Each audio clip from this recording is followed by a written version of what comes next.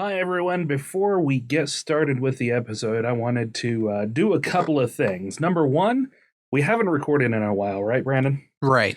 And so we decided that the only way to do it was to bring a guest on, because what could go wrong, right? Right. Whatever goes wrong when we bring guests on. Yeah. So the first thing I want to address is the fact that my audio may sound a little funny because I think I had an XLR cable that kind of pooped itself. So I am going to do my best to blow myself up, but I might sound a little weird. Yeah. Are you laughing at blowing myself up? Yeah. Yes, I am.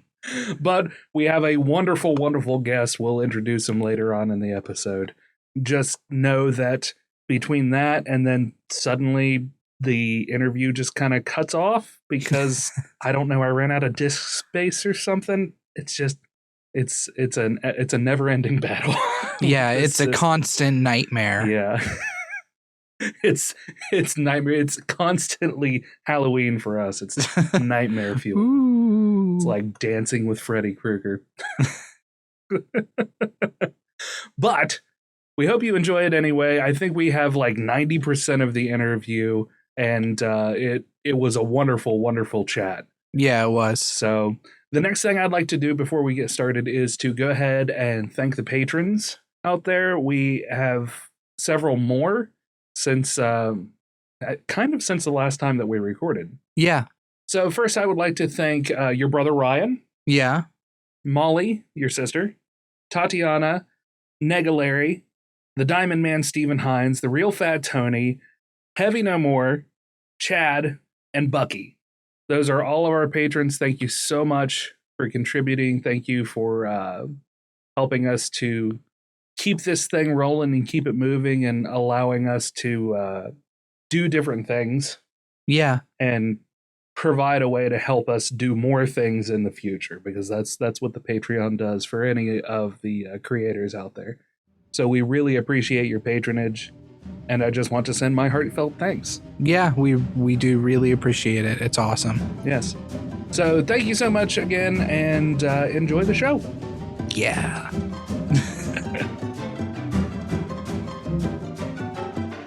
Prepare yourselves for a battle of epic proportions between two titans. Feast upon their voices and revel in their words. This is Dueling Ogres.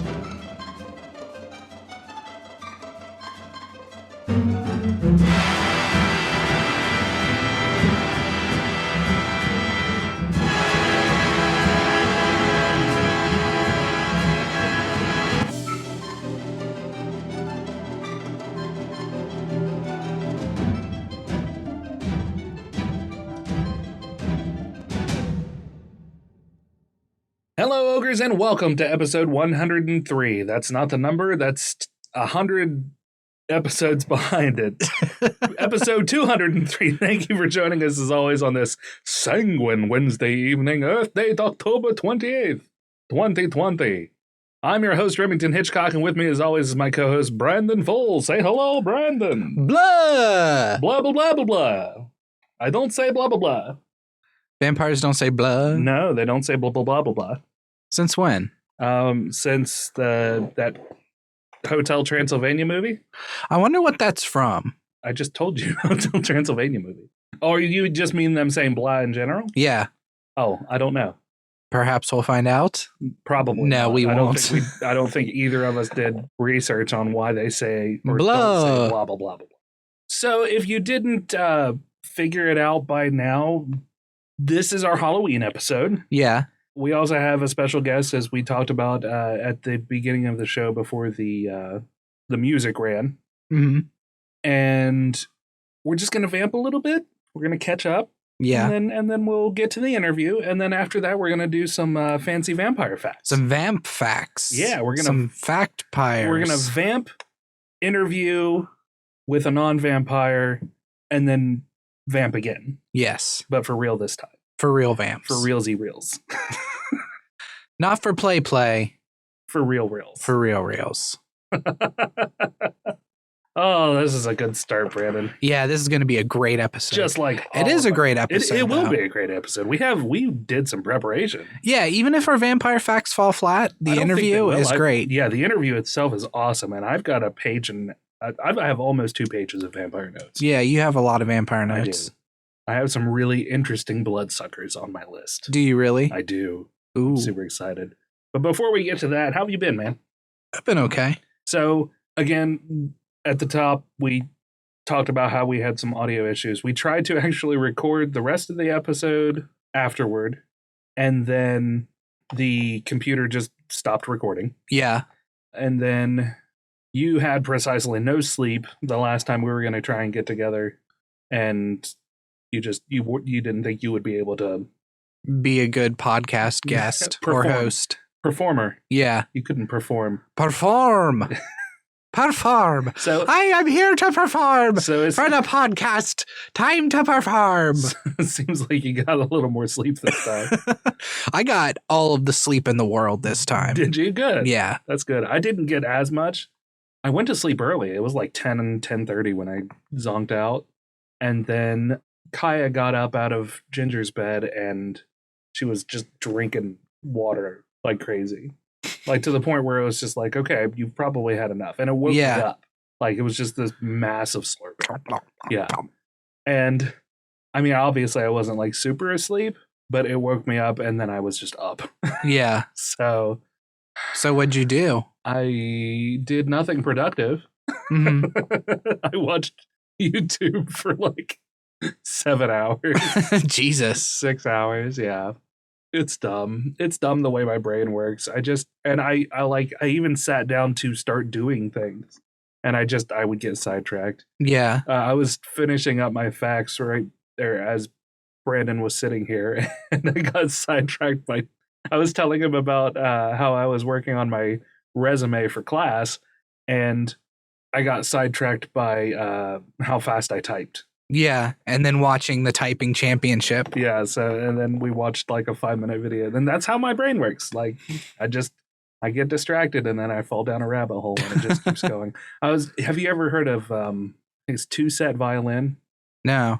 It is a couple of classically trained Asian fellas who I think they're in Australia.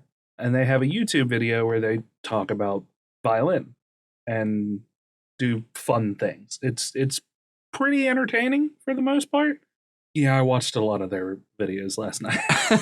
that's where I went. We are on 2 different spectrums of YouTube whenever we go on YouTube. Oh yeah, for sure. Are you still signed in the Dueling Ogres one? No. Okay. No, because I got a new phone. Oh, okay. I was gonna say because the videos on like the Dueling Ogres, like when I switch over to that and see what's recommended or whatever, mm-hmm. It's a little weird to me. I'm just like, that's peculiar. Yeah, no, I haven't used it anymore, so that's all you. Yeah, well, I don't use it, so it's just the remnants of when you were using it. Oh yeah, and whatever the algorithm has decided to feed into our recommended. So, but yeah, that's what I did last night, and then I stayed up long enough for the bank to open, dropped off my paycheck, and then I went and got Ginger and I IHOP. So how was that? It was good. It was a nice surprise for her when she woke up. What'd you get her? I got her strawberry crepes. Ooh. Mm-hmm. A crepey. Yeah. Perfect for our Halloween episode. Yeah. You get it? Because it's crepey. It's strawberry crepes, so it looked like blood. I wish the listeners could see the face that you made when you did that. It had to have been a good face. It was. Blood. Like your little tongue sticks out between your jowls. Jowls. Blood. That's another thing that I did. Speaking of my jowls, I made my jowls more pronounced. Oh yeah, you shaved. I shaved and I gave myself a haircut. Yeah. Yeah. I'm practically bald now. You are. What do you think? Do you think I did a good job? I think you did a great job, buddy. Are you just saying that because you're my friend? Mm-hmm. Okay. No, I'm saying that because it looks good. And I'm your friend and I'm supportive. Oh. So the double whammy. That's nice. The old double-sided compliment. I don't. Double-ended compliment. This is slipping down a slippery slope, Brandon. Yeah, it is. So what about you? Tell me about you. Tell me what you've done the past couple of weeks, aside from not sleep and then sleep a whole lot. That's pretty much it, man. My sleep has been, I haven't actually started yet, but I'm going to be volunteering at a hydroponics lab. Okay. A non-weed hydroponics lab. Yeah. I feel like I have to always say that. At this point you do, because it's been legalized in so many places, and you know, that's the first thing that seems to pop into most people's heads. Like, oh, you hydroponics, grow weed, man. You know, because every pothead talks like that. Yeah. It's pretty much par for the course. Yeah. So, yeah, I haven't started there yet. I'm starting next week. That's cool. Mm-hmm. So hopefully that'll put you on some kind of a schedule. Yeah, which would be nice. Yeah. Because I slept an embarrassing amount last night. Oh, yeah? Yeah, I slept a lot. So I'm excited to get onto a schedule of something. Yeah. I've been applying places still. Yeah. So it's just, job market sucks. It does. It does, especially when you can apply to all sorts of places and you could probably get a job doing something, but there are also a lot of places that you just don't want to work. Yeah, exactly. You know? And that's kind of a problem for me. Like, maybe I should just take a job wherever I can find a job. But at the same time, it's like, do I really want to find a job that I'm going to hate and I'm going to hate myself for and make $8.50 an hour or $7.85 an hour or whatever minimum wage is? Yeah. And I mean, I understand that, and it's a double-edged sword, and I don't want to tell you, yes, you should do that. Mm-hmm. But it's like you said, the job market around here kind of sucks. Yeah, it does. I mean, there's a lot of it's a lot of retail, or it's a lot of food, or a lot of fast food. We don't have a lot of interesting jobs that are right in town unless you have like a degree in something. Yeah. And even then, it's like we've got small law firms, we've got, you know, CPAs, accounting, stuff like that. And then we have public debt, which, I mean, they hire all sorts of people. They do accounting, they do IT, they do field a lot of different kinds of work, but it's all real white collar stuff that you like had to have gone to 4 years of school for. Right, exactly. So, they don't really hire people straight off the street. Right, no, for sure. And the application is ridiculous as well because it's a government job, so they want to know everything. Yeah. Like 20 pages of your life story kind of thing. Yeah, actually, Wizard in the Wardrobe, Keisha, has applied there a few times and has told me about how intense it is and how the interview schedule is like. You put in your application and you might not even hear back whether they looked at it or not for like 3 months. Yeah. It's crazy. Yeah, for sure. So going back to what you were talking about, do I want to tell you to just get something that you're going to hate? No. Might you have to? Yes. Yeah. But that doesn't mean that you have to stop turning in applications and reaching out and making connections with people and just looking into things. Another thing that I learned about in school this past year is informational interview. Oh, yeah. You talked about this on the last podcast. Did I? Okay. Yeah. Yeah, that's a really fascinating idea, and I don't know. You might want to reach out to some people in some fields that you think you might enjoy, and just be like, "Hey, I want to do an informational interview. You know, just write up some questions about what you'd like to know about what they do, and see if they'll schedule an informational interview, and go check it out, and then bring a resume with you and say, is there anything you know like to change or like to suggest about my thing, or do you know anybody?" The cool thing about them is that you might find out like something in an adjacent field that's kind of tied to them that you might like better. Yeah. And then they can get you in the door with somebody else there as well. Mm-hmm. And then you can lead a question of like, okay, well, what do you think about my resume? Do you think that there's some things that I could put on here or take off? And just ask opinions. Yeah. I've also been, not to change the subject, but I feel like we talked about this last episode too. Yeah. I'm a guest judge, in quotes, on a podcast, on another podcast. Yes. You can search The People versus Happiness. Mm-hmm. And the last, I think, 4 episodes, I've been on there. Oh, that's awesome. Now, Dave, the host, will say that I'm part of the podcast. I'm not a guest host. Yes. I just don't know what else to call myself. A judge. An official judge. You're an official judge, Brandon. I am an official judge. You're right. An official judge. But yeah, so I would recommend going and checking that out. It's been pretty good. Not even a temporary judge. Official, long term. Yeah. I'm in it for the long haul too. Yeah. There's going to be, I think he said 57 episodes or something. Wow. So he has all of that planned out in advance? That's awesome. Yeah, because of how many protagonists and antagonists, basically what it is. And Remington, but I'll describe it for the listeners. He went through and he had, I think it was 4 people do a fantasy football style draft, but of protagonists and antagonists from 80s movies. Mm-hmm. And then each week, one protagonist goes up against another protagonist, and the 2 people who picked them argue against one another. Yeah. So the last episode we just did was Daniel LaRusso, the Karate Kid, versus E.T. Ooh. And there's 4 categories. There's strength, charisma, special abilities, and random situation. Yeah. And then if they're tied at that point, it goes down to the popularity contest. Yeah. Which, how often does it go down to the popularity contest?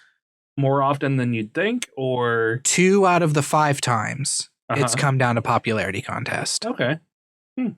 That's so weird. The way that the people got matched up. Like, what a weird combination, the Karate Kid and E.T. Yeah, it was an interesting bout. I haven't listened to that one. I'm gonna have to. That one's not out yet. Oh, okay. It'll come out Sunday. Spoilers. Maybe I'll have this done by Sunday. I don't know. I hope so. Halloween's coming up. I'd like to have it out for Halloween. Yeah. Well, you'll have time to edit tonight. Yeah. That and homework. You don't need to do homework. I don't need to do homework. It seems like you're always doing homework. I am always doing homework. Well, as indicated by my journey down YouTube lane, you can see how easily I get distracted. Wasted 6 hours, and I always feel bad afterward too. I'm just like, I didn't do anything, and I should have done it, and I just threw my notes away. You just threw your notes in the trash. I did. It's very, because I know that I'm doing it, and I can't help it, and it's very frustrating. Oh yeah, whenever you're doing something and you know that you're doing it wrong, or you know you shouldn't be doing it, but you still do it anyway, you're right. It's very frustrating. Yeah, I find myself in that situation a lot too. Yeah. Like last night, talking about sleeping too much, I decided I'm going to go to sleep at like 11 just to get myself some sleep. So I went to sleep at 11, and next thing I know, I wake up and it's like 3 o'clock. In the morning? No. Oh. Okay. 3 o'clock in the afternoon. Oh, so you got like 15 hours of sleep. Yeah. Yeah, that's a pretty substantial amount of sleep. I can't say that I don't do something similar, though, on my days off, and I just don't have anything that I need to do immediately. Sometimes I'll get up into the 8 or 10 hours of sleep. Yeah. So. And then I wake up and I don't feel better. Yeah. I feel like, God, why did I sleep so much? Yeah. It's the worst. Like, I function best, I think we've talked about this before, but I function best on between like 6.5 to 7.5 hours of sleep. Yeah. Max. If I go over that, I kind of feel like shit. But if I get like 6.5 hours of sleep, I wake up, I feel pretty energetic. I feel like I can get moving. It's pretty good. Or I do a hardcore cat nap and wake up 3 hours later, and then I'm awake all night. Either way. Yeah. Maybe I'll try the 6.5 to 7.5 hours of sleep and see how that works for me. Yeah. It really is all about just kind of paying attention to how you feel when you wake up and seeing, like, maybe writing down the hour that you went to sleep and then waking up and writing down and just seeing which one you kind of feel best at. Yeah. Because everybody's different. You know, the recommendation of 8 hours of sleep is not hard and fast. And there are night people and there are day people. And there's a reason that there are night people as well. Yeah. And I don't remember if we talked about this or not. Because they're vampires? Because they're vampires. No, it's because the reason why there are people who are night people is because early on in our development as the human race, when we were like living in small groups and communities of people and, you know, foraging or hunting and maybe even gardening, there would be night shift. And just like in D&D, when you have somebody keep watch overnight. Yeah. Yeah, that's a night person. And they would be the ones who would volunteer for it or do it so much that it just became part of the circadian rhythm, where they just we're night people. Okay, that makes sense. Yeah. So my goal, my job as a human being is to protect people from being eaten by wolves. Yeah, there you go. Yeah, in the middle of the night. I go walking in my sleep through the valley of fields to the river so deep. I've been searching for something. I'm not sure what you're. You really? You know? It sounds familiar, but I don't get it. Okay, that's fine. We'll just roll right on past it. Fair enough. Fair enough. Fair enough.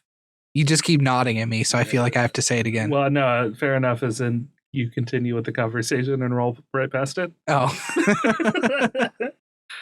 So you want to get into the interview?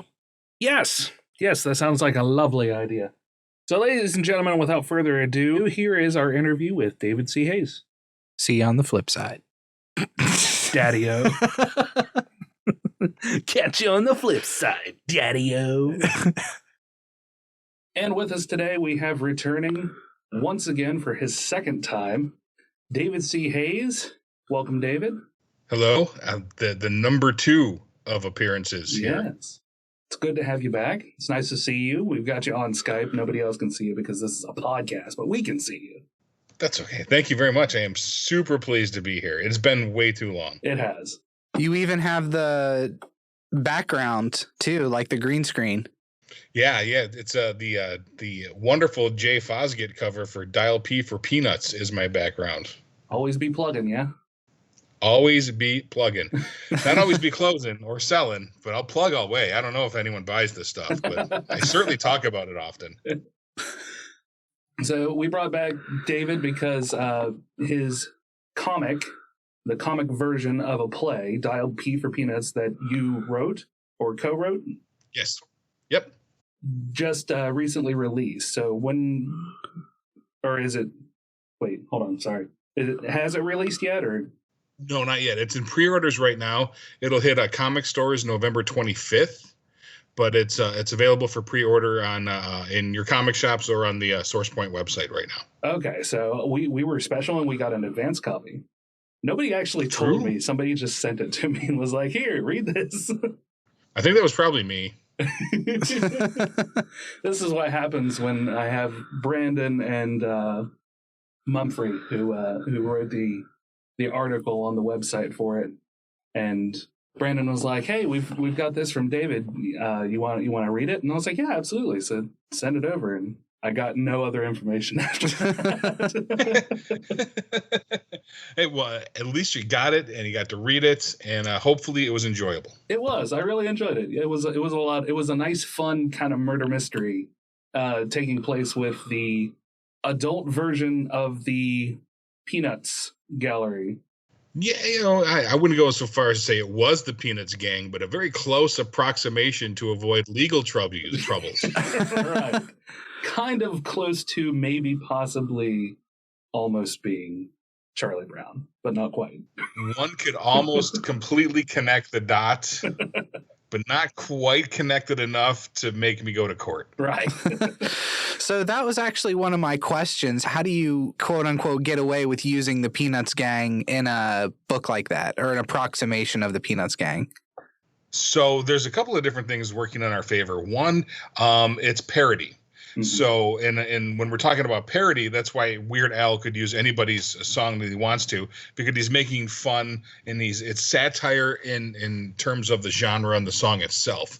And so what Dial P is satire in terms of the Peanuts gang and what they mean to like the American consciousness, essentially. I mean, we grew up with these characters. And so really that extrapolation to what they've done in their adult lives would fall under parody. This is not a legal definition. That is what I've, based off of layman research, I have figured out. Secondly, we don't use anything that's really trademarkable. Mm-hmm. No one is used by their full name. There's no Charlie Brown in the book, for example. It's Charles and Lucille, and they all know each other. They don't have to say Charlie Brown. They've known each other their entire lives. Right. And the style itself it's a close approximation. Kurt Belcher is the artist. He did Rottentail with me, and the recently released Tranquility, as a matter of fact. And so we really tried to shoot for what Schultz would have done with these as adults, in Kurt's style, of course. So it's a little more basic. It's set up in the 6-panel, like a newspaper. When you open the newspaper, we don't go beyond 6 panels. They're the same standard comic strip panels, the flat colors like we would have in the newspaper. But we really rolled around a lot of the trademarkable things by not including stuff that, and I don't want to give away any spoilers, but there's very little that's trademarked in there. It's really more association. Okay, yeah. And I liked a lot that you stuck to the 6-panel style. That really adds stylistically to the comic itself, I feel like. Thank you. Yeah, it was a conscious choice. I mean, I really wanted, when we did of course we did this as a play first.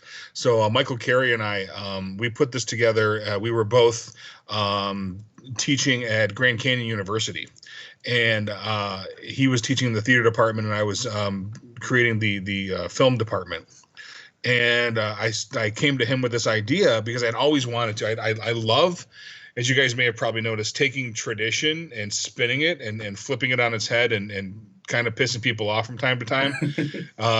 Destroyed Easter. Last year we destroyed Christmas with Kringle. Right. Next year, Turkey Day is coming up for the holidays. And then Dial P for Peanuts is really in there. Even something like The Rot, one of the first things I did through SourcePoint, where you take the solemnness of someone having cancer and you turn it into a de facto superpower. So I really like that sort of deal, and Michael was right in line with it. So we produced it, we put it together.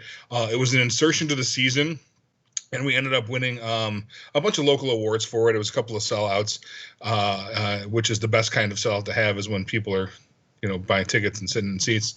And it just kind of sat for a while. And my theater days are probably long over, but my graphic novel days are not.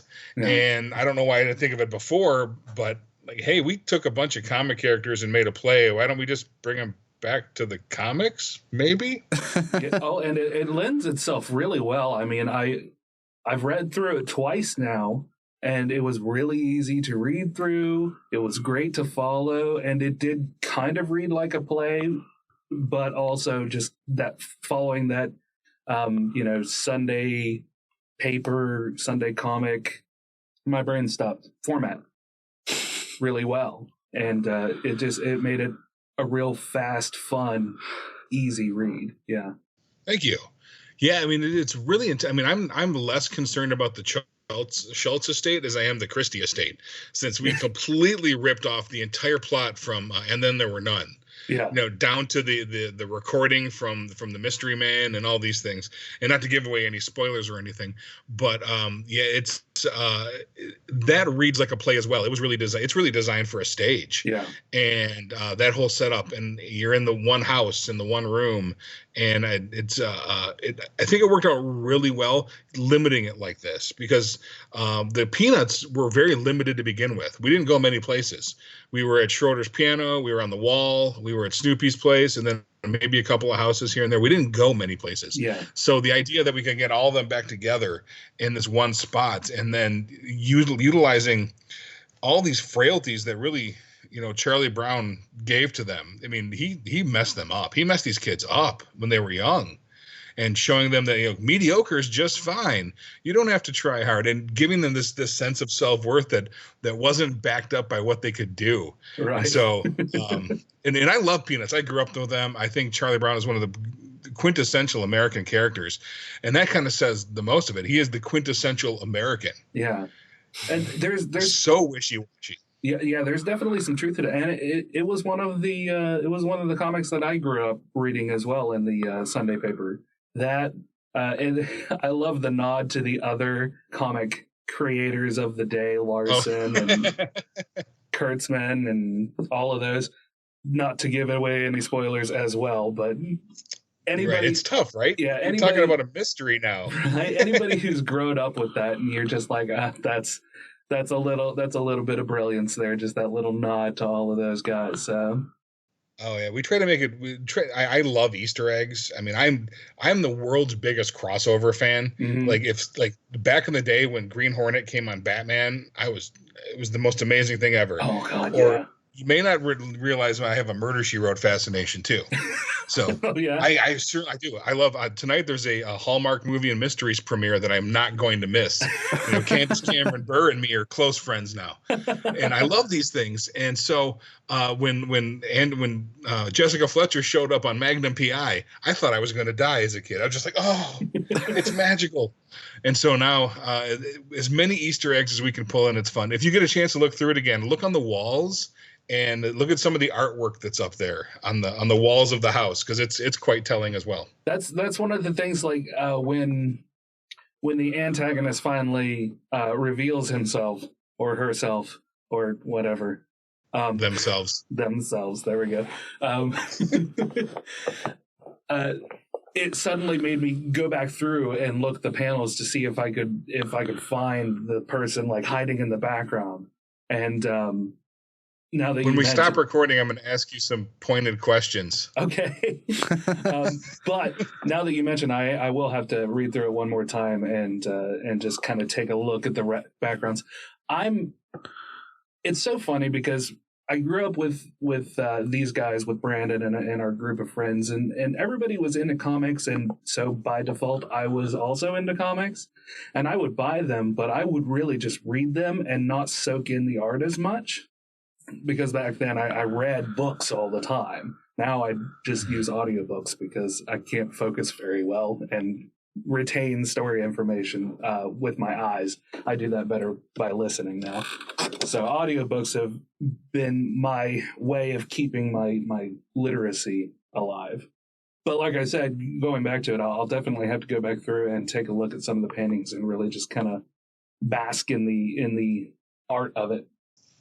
Yeah, and I think you know, the simplicity of it lends itself too, because you don't really have to, you know, look at the line art and, you know, focus on the form. It was on purpose. It lets the story, and first and foremost, I think that I'm more of a storyteller than anything. Right. And when I read comics, I read too. You know, I don't. If the art is cool, it's awesome. If it's not, well, maybe it's a little distracting. But I'm a story person. Yeah. And I think that this is a lot of fun in terms of a story.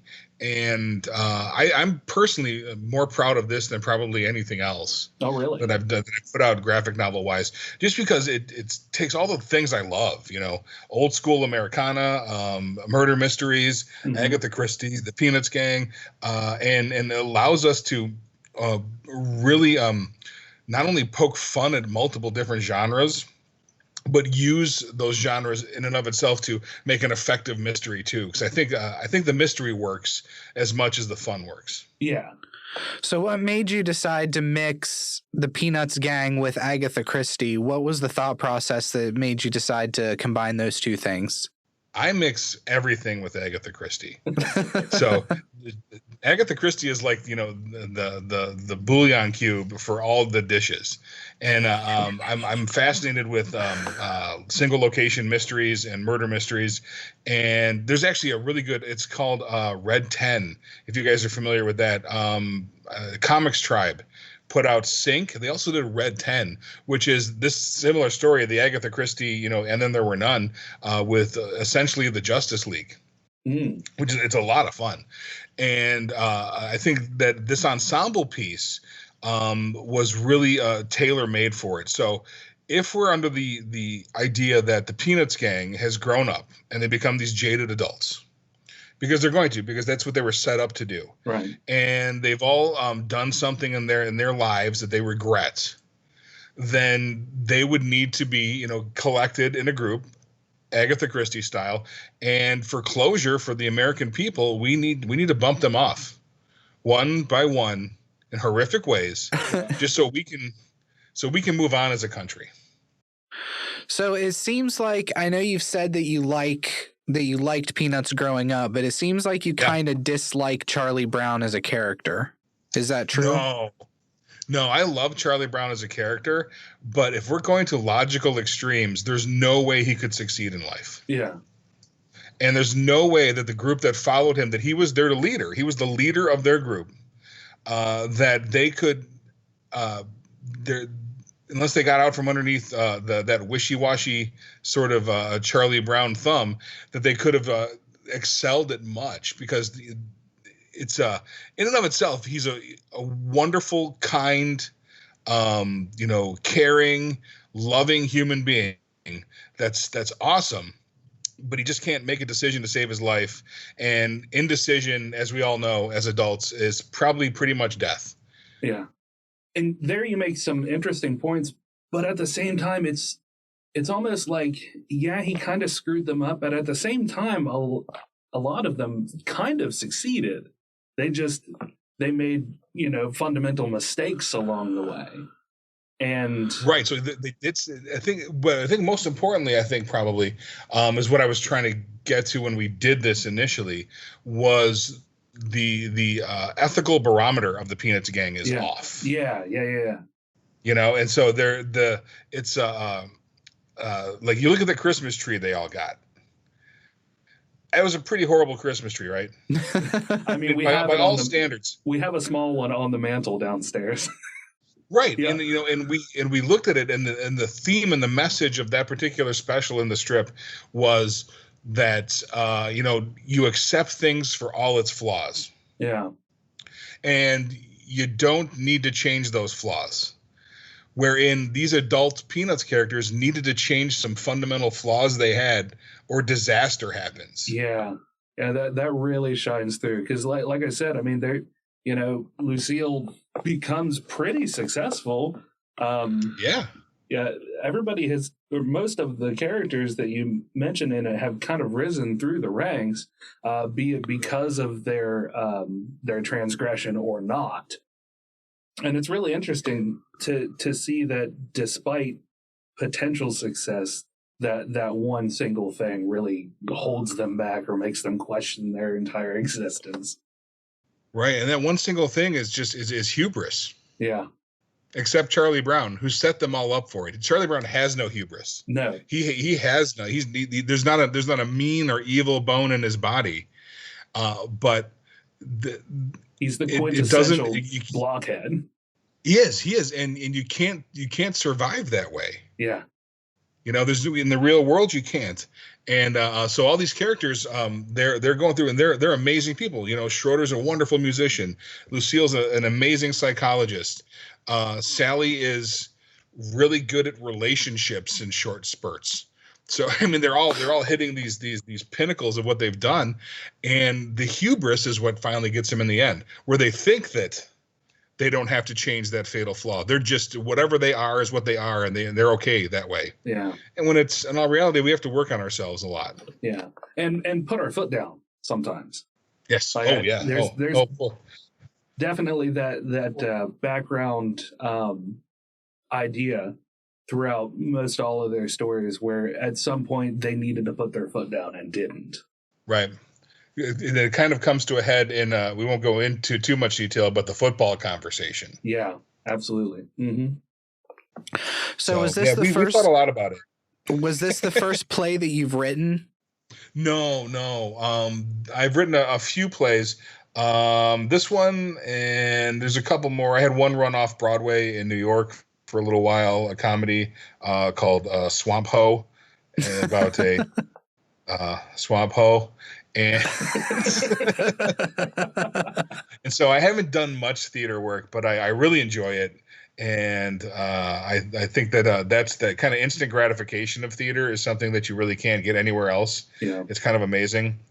But, as a performer and a director and a writer, it's pretty limited. I did direct a really cool revival of the Superman musical from the 60s about 4 or 5 years ago.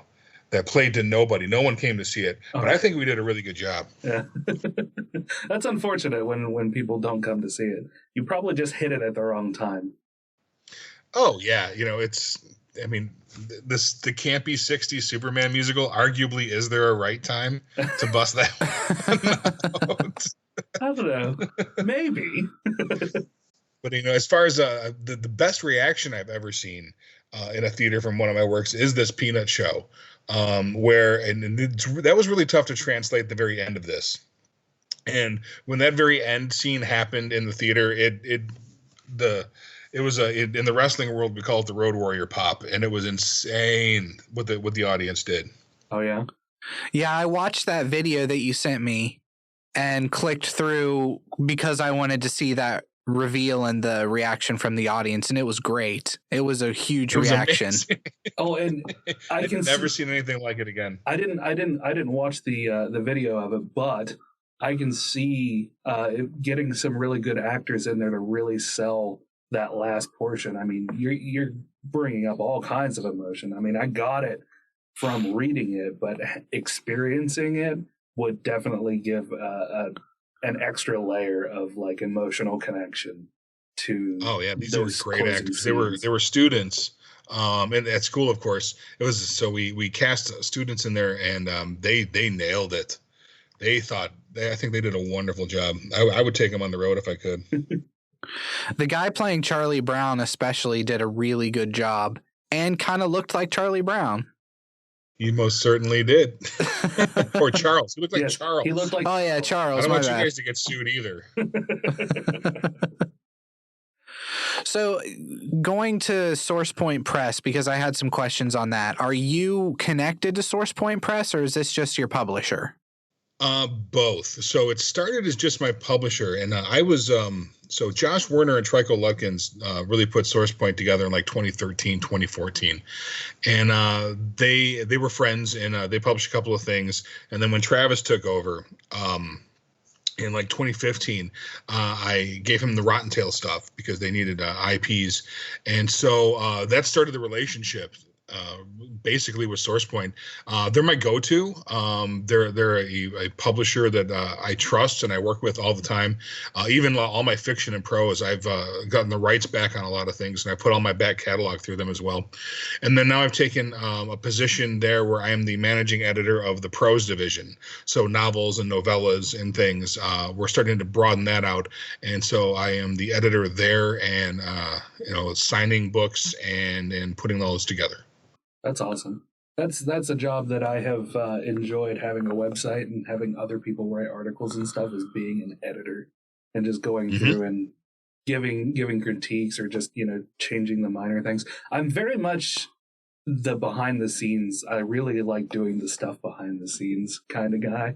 Even in theater, I've been on stage and I've acted and done things. I was in show choir and honor choir and theater, and did a couple of sketches. We did the parrot sketch one year during the talent show. Chad Good and I, who's been on the show. But my most fond memories, I was the backstage manager, making sure that the talent show would go off without a hitch and that new people were coming in right as the other people were going off, and we were getting the set dressings right and all of that. And there was one point where somebody's mic, like the mic stand failed or something, or maybe it was a light. I don't remember which one it was during a scene. And, dressed all in black, in stagehand gear. And I slink out, monkey crawl across the floor and grab whatever it was, either the mic stand or light or whatever it was, and just laid through the rest of the performance, just holding it where it was supposed to be. Just so it didn't mess up the performance any more than it already had. So that's the magic. Yeah, that's the kind of backstage stuff that I just love so much. And you get a lot of it with editing the podcast and editing the articles as well. Yeah, I enjoy it. It's I mean, I've done it for a few years. I've worked for a couple different publishers here and there on a freelance capacity, and then the day job is in writing and editing and communications and teaching. So it all gets wrapped up in one great big bailiwick. Is the editing and stuff the kind of thing that you have found that you've enjoyed over just your creative process, or is that something you've always gravitated toward? I think that they kind of go hand in hand. So like my creative process, is come up with a really horrible bad B movie idea and either turn it into a bad B movie or a bad B movie comic or novel. Right. So like process in and of itself, it's a thing. But I really enjoy the idea of taking talent and fostering talent and making them the best they can be. And it's another cool part about it is I get to read a bunch of things before anyone else too. Yeah. And it's getting to select and choose what's best.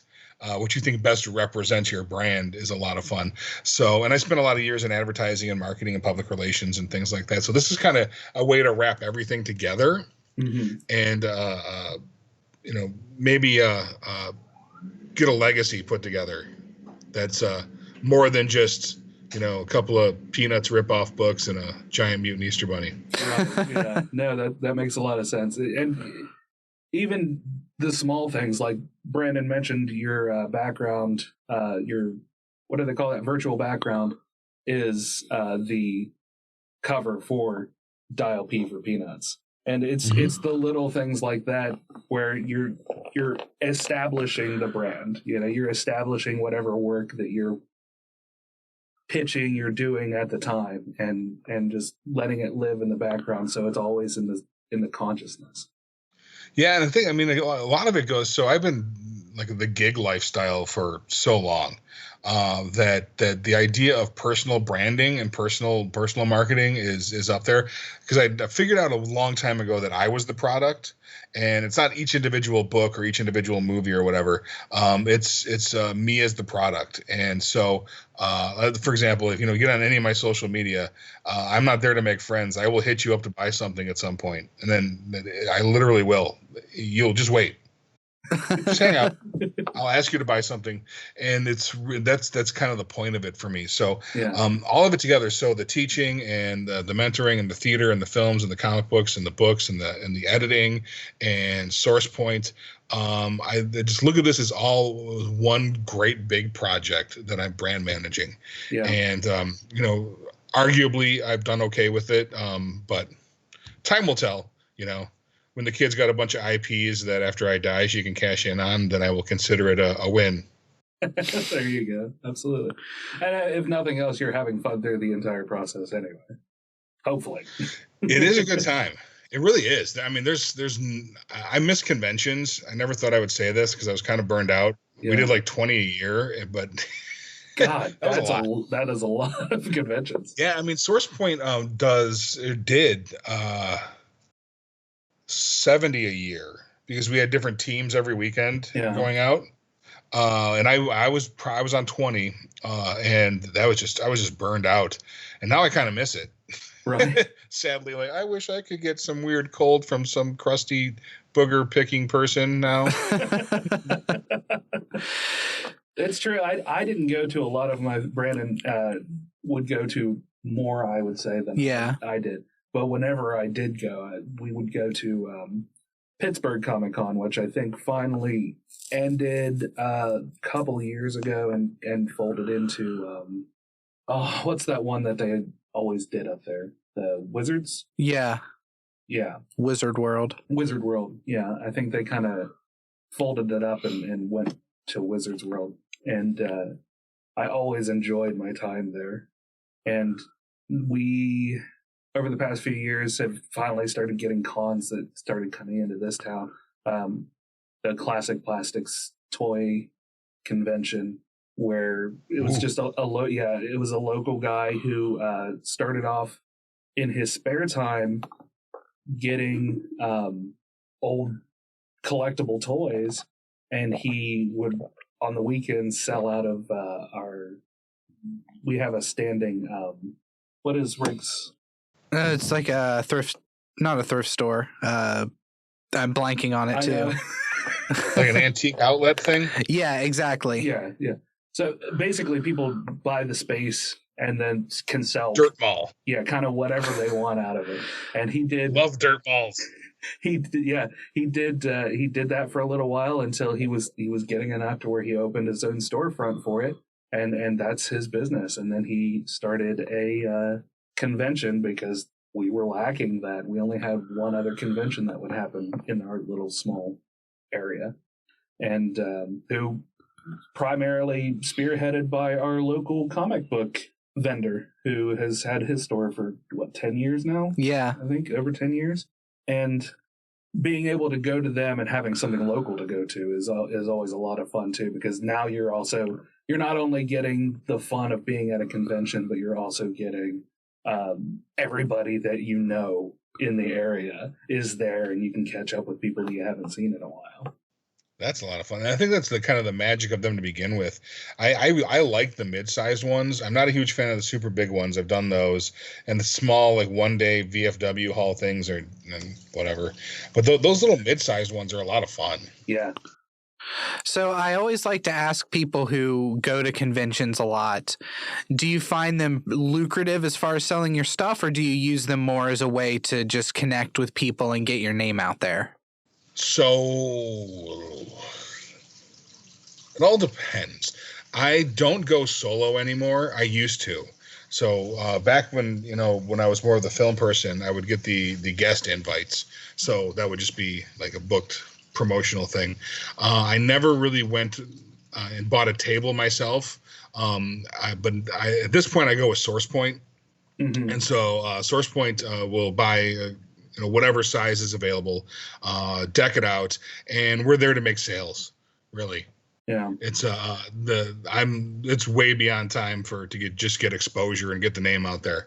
I've noted this is still a hobby to me, but it's a hobby that pays for itself. I'm not really into the black so much anymore, but at the very least, it kind of pays for itself. So yeah, I don't feel like buying a table just to shake hands and give away something. Yeah, it's commerce. Yeah, mirror that sentiment. That's one of the reasons why we started putting merch out on the store, on our website. Is just we love doing the podcast, and it's a wonderful hobby, and we have a lot of fun, and we get to sit here for an hour or two in the company of our friendship, but with a little bit of structure to where we can and interview and meet people that we wouldn't otherwise have the ability to do, because if I were to just call you one day and say, hey, do you just want to talk on the phone about stuff for a little while and not have any, external profitability from it, you'd be like, I mean, maybe, but I don't know you, so why? I would totally answer. I would just try and sell you things. It'd be like an hour. Well, here, let's go to this website together.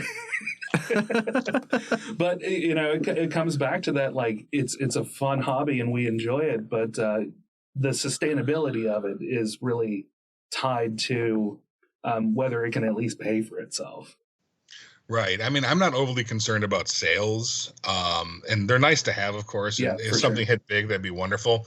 But I just want that enough to move where I can do another one. Exactly. That's the same way that I feel.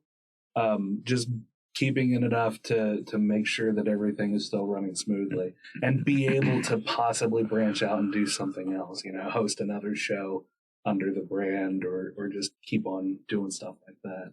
Brandon for a long time has wanted to do a political podcast.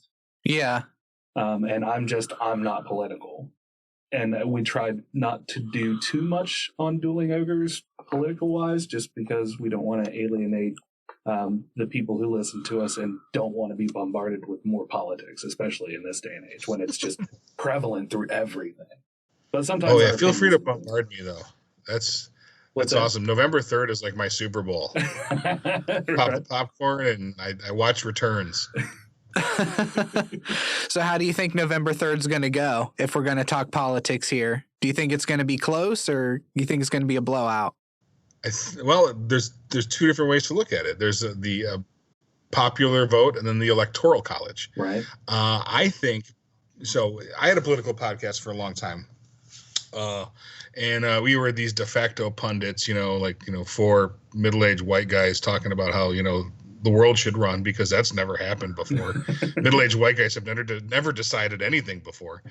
And so we would sit around, and 2016, we were all fooled. And because I thought it was going to be a Hillary Clinton win, like super easy. Like, who in their right mind could vote for this guy? Right. And what I didn't plan on was Americans.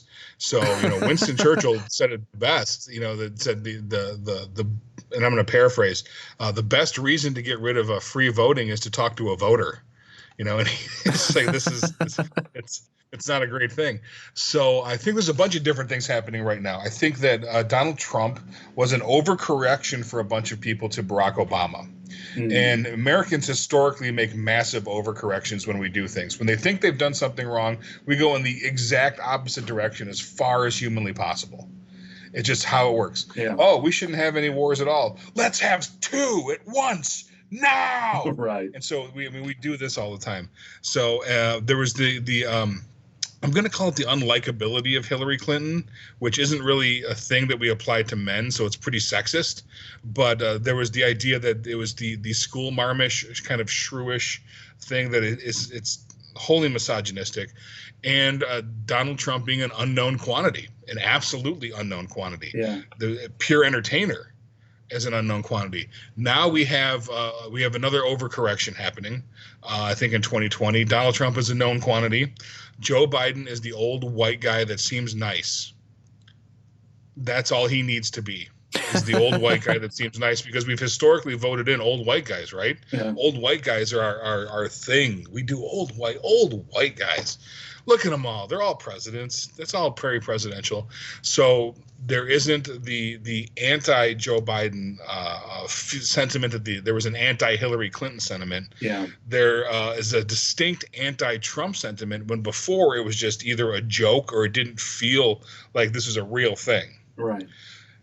So that's where I'm at in this, in where we're going to go. I'm going to predict a Joe Biden popular vote win for sure, and probably an electoral college win. Do you think Kamala Harris as VP pick is going to make a difference at all?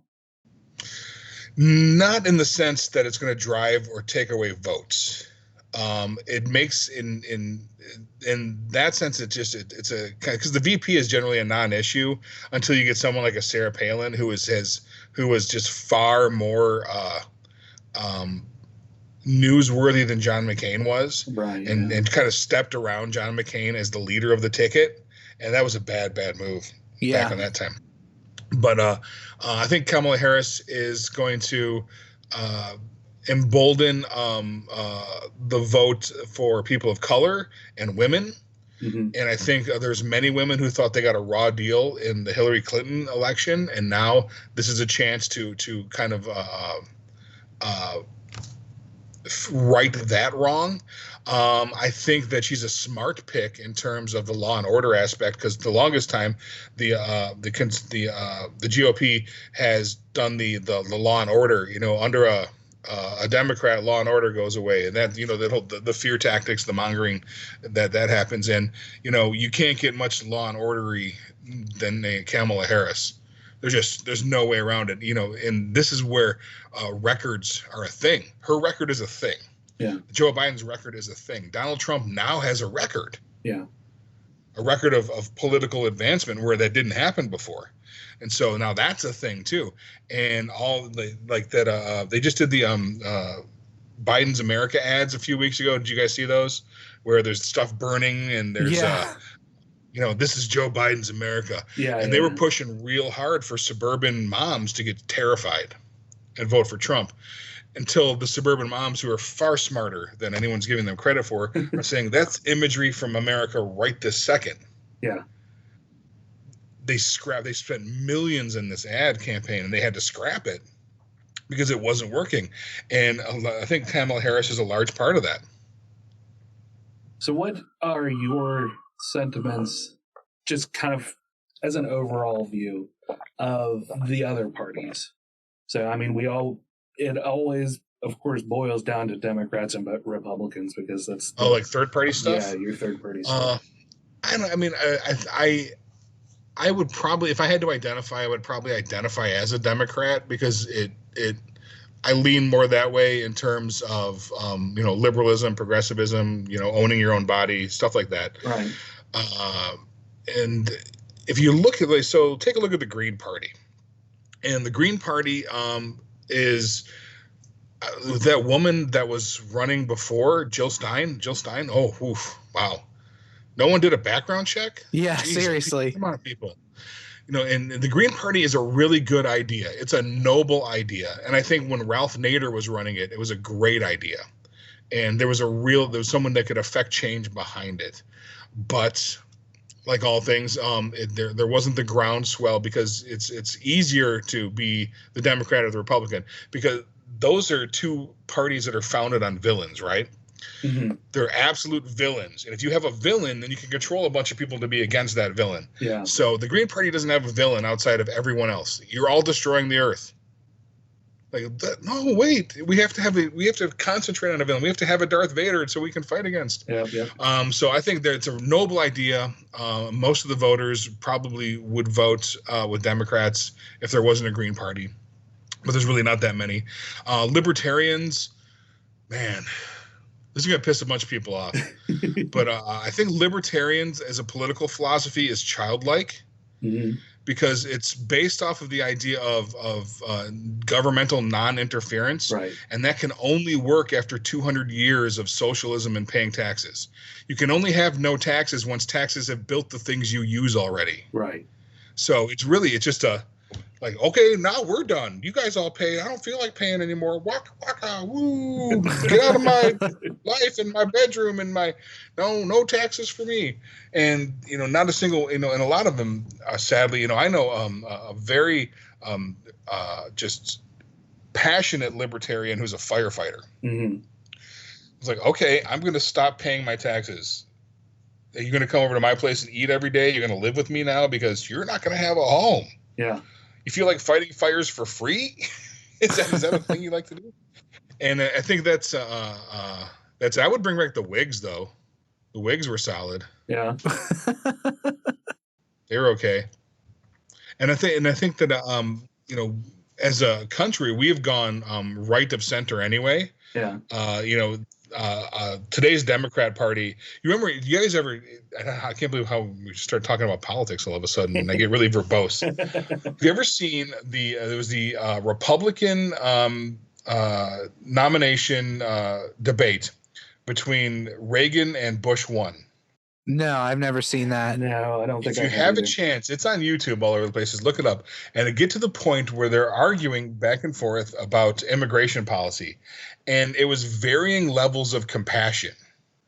Where Reagan would be like, "Well, we can let people in, and we have to, have immigration work like this, and it'll come through this border, and I think we should do this."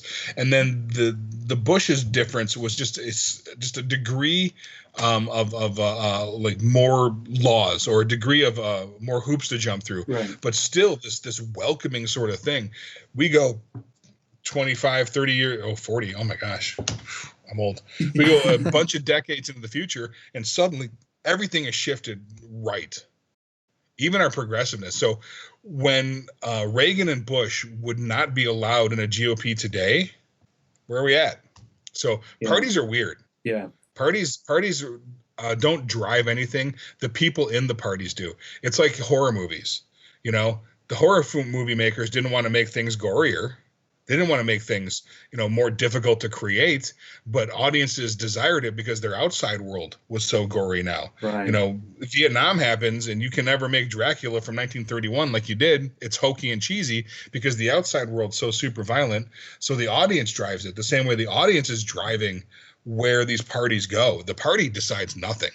They just respond and try and get the votes of the people. And the people decide where they go. That's a interesting way to look at it. I don't disagree either. So you think Vietnam being on TV and being available to watch helped to push our love of violence more? Not our love of violence, our need for escapism. So if you watch a horror movie to escape, and that horror movie is tamer than what you're looking at outside your window. So here's the thing. So in the late 1800s, there was a theater in France called the Grand Guignol. And the Grand Guignol Theater had on stage, there would be a decapitation. Not a real one, of course. It's a play. And then some clowns would come out and throw pies. And then they would have some woman tortured as another play. And then more comedy. And people were there for 100 years. going there as escapist entertainment, getting thrilled and laughing.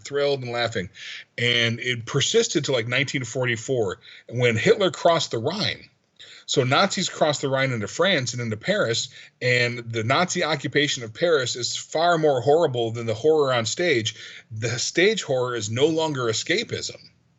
And the theater failed because their audience needed something more to escape from. We can only escape from things that are bigger than our own lives. Yeah. Okay. Yeah, that makes sense. And that's my lesson today. That's my lecture today on on how politics ties into entertainment. Because it all is, and that's how you elect a reality show host. Right. So do you want to get into Rottentail a little bit? Sure, if you guys are willing. Yeah, as long as we stay on time for you, that's... Oh, no, I'm good. All is good. So, book, have you guys seen it yet? I started to watch it, but I had my daughter, and so I turned it off.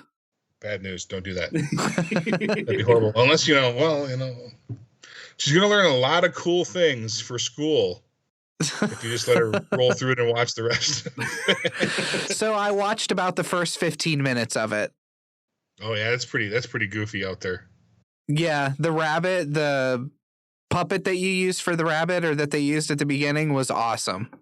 Yeah, he's great. So the cool part is there was a budget for the movie, of course, but most of the budget was wrapped up in that rabbit design and the costume design, and that was the Pirates of the Caribbean makeup team came in and designed the rabbit and the suit and how it worked out and did the applications on set. That's awesome. How long was the application for it? Yeah, gosh. Corin was in the chair, I think 2 hours in the morning and an hour in the evening to get it off. Yeah. Oh, wow. And I imagine... But it looked good. I was going to say, I imagine that crew, being from the Pirates of the Caribbean, so they were there through the whole process. Yeah, for all the principal photography, yeah. And but it had to be, it had to look good. Yeah. So the one big thing that we went into this with is if the rabbit doesn't work, none of it works. Right. Because it's so stupid. It's so incredibly stupid. If you can see a zipper or you can see the seams, then that's going to pull somebody out so fast. Oh, for sure. Yeah. So it's ridiculous, and the rabbit works really well. I mean, in close-ups, he looks wonderful, and he can emote through the mask, and Corin was acting through the appliances. That's always great when you can have an appliance that really lets you sell through your facial expressions. Yeah. Whatever's going on within the character's head, because like you said, otherwise it can feel hokey. Or it can feel ridiculous. So, in order to rein back the ridiculousness of the material itself, being able to have an actor that can really push the performance is awesome. I think that's really what sold it. Corin as Rottentail and Billy McNamara as Pastor Jake, and those two guys just committed 100% to what they were doing, no matter how stupid it was. And because the content is dumb. It is dumb fun. And so it worked a lot in the way that I'm a huge fan of Batman from 1966. Yeah, for sure. And the way that like Adam West would come in and he's in the middle of ridiculousness, but he's playing it like it's Shakespeare. And so, and that's what worked. So these guys 100% committed to these roles and just played it straight like they were heroes and villains, and didn't allow the camp of it to influence the performance, which then enhanced the camp. Yeah, it's not like what is the one? Is it Leprechauns or one of the Leprechauns? Oh, the Leprechaun in Space. I don't know. The one where it's the meme of the guy, the nerdy guy with glasses, and he's like, he ate him. Oh my god. Oh, that's Troll 2. Troll 2. There we go. Oh yeah, that's some horrible acting. Yeah. Combined with horrible writing, combined with terrible filmmaking skills. I've been a part of those, but not for this one. So how involved were you with the movie? Did you basically just write the script, they bought the script, and then that was it? Sort of. So I had produced way back in the day a movie called Blood Moon Rising for Brian Skiba as the director. And so Brian and I were pretty good friends, and he got the nod from the management company to direct this. So we took the original script that I wrote and fiddled with it together, and got it into a position where it was working out that we thought it would work out really well. The interesting part is that SourcePoint produced it. So they're the graphic novel publisher, and then SourcePoint did the fundraising, and Travis McIntyre, the CEO of SourcePoint, is the executive producer on Rottentail. So it was a case of we didn't really sell it to anybody. It was produced essentially in-house at SourcePoint. Oh, wow. Okay. And then it was done by Sci-Fi, right? Isn't that who aired it? Was Sci-Fi? No. Distributed by Ammo Entertainment at first. And now I'm not sure the digital distributors are, but it's on Prime right now and Tubi.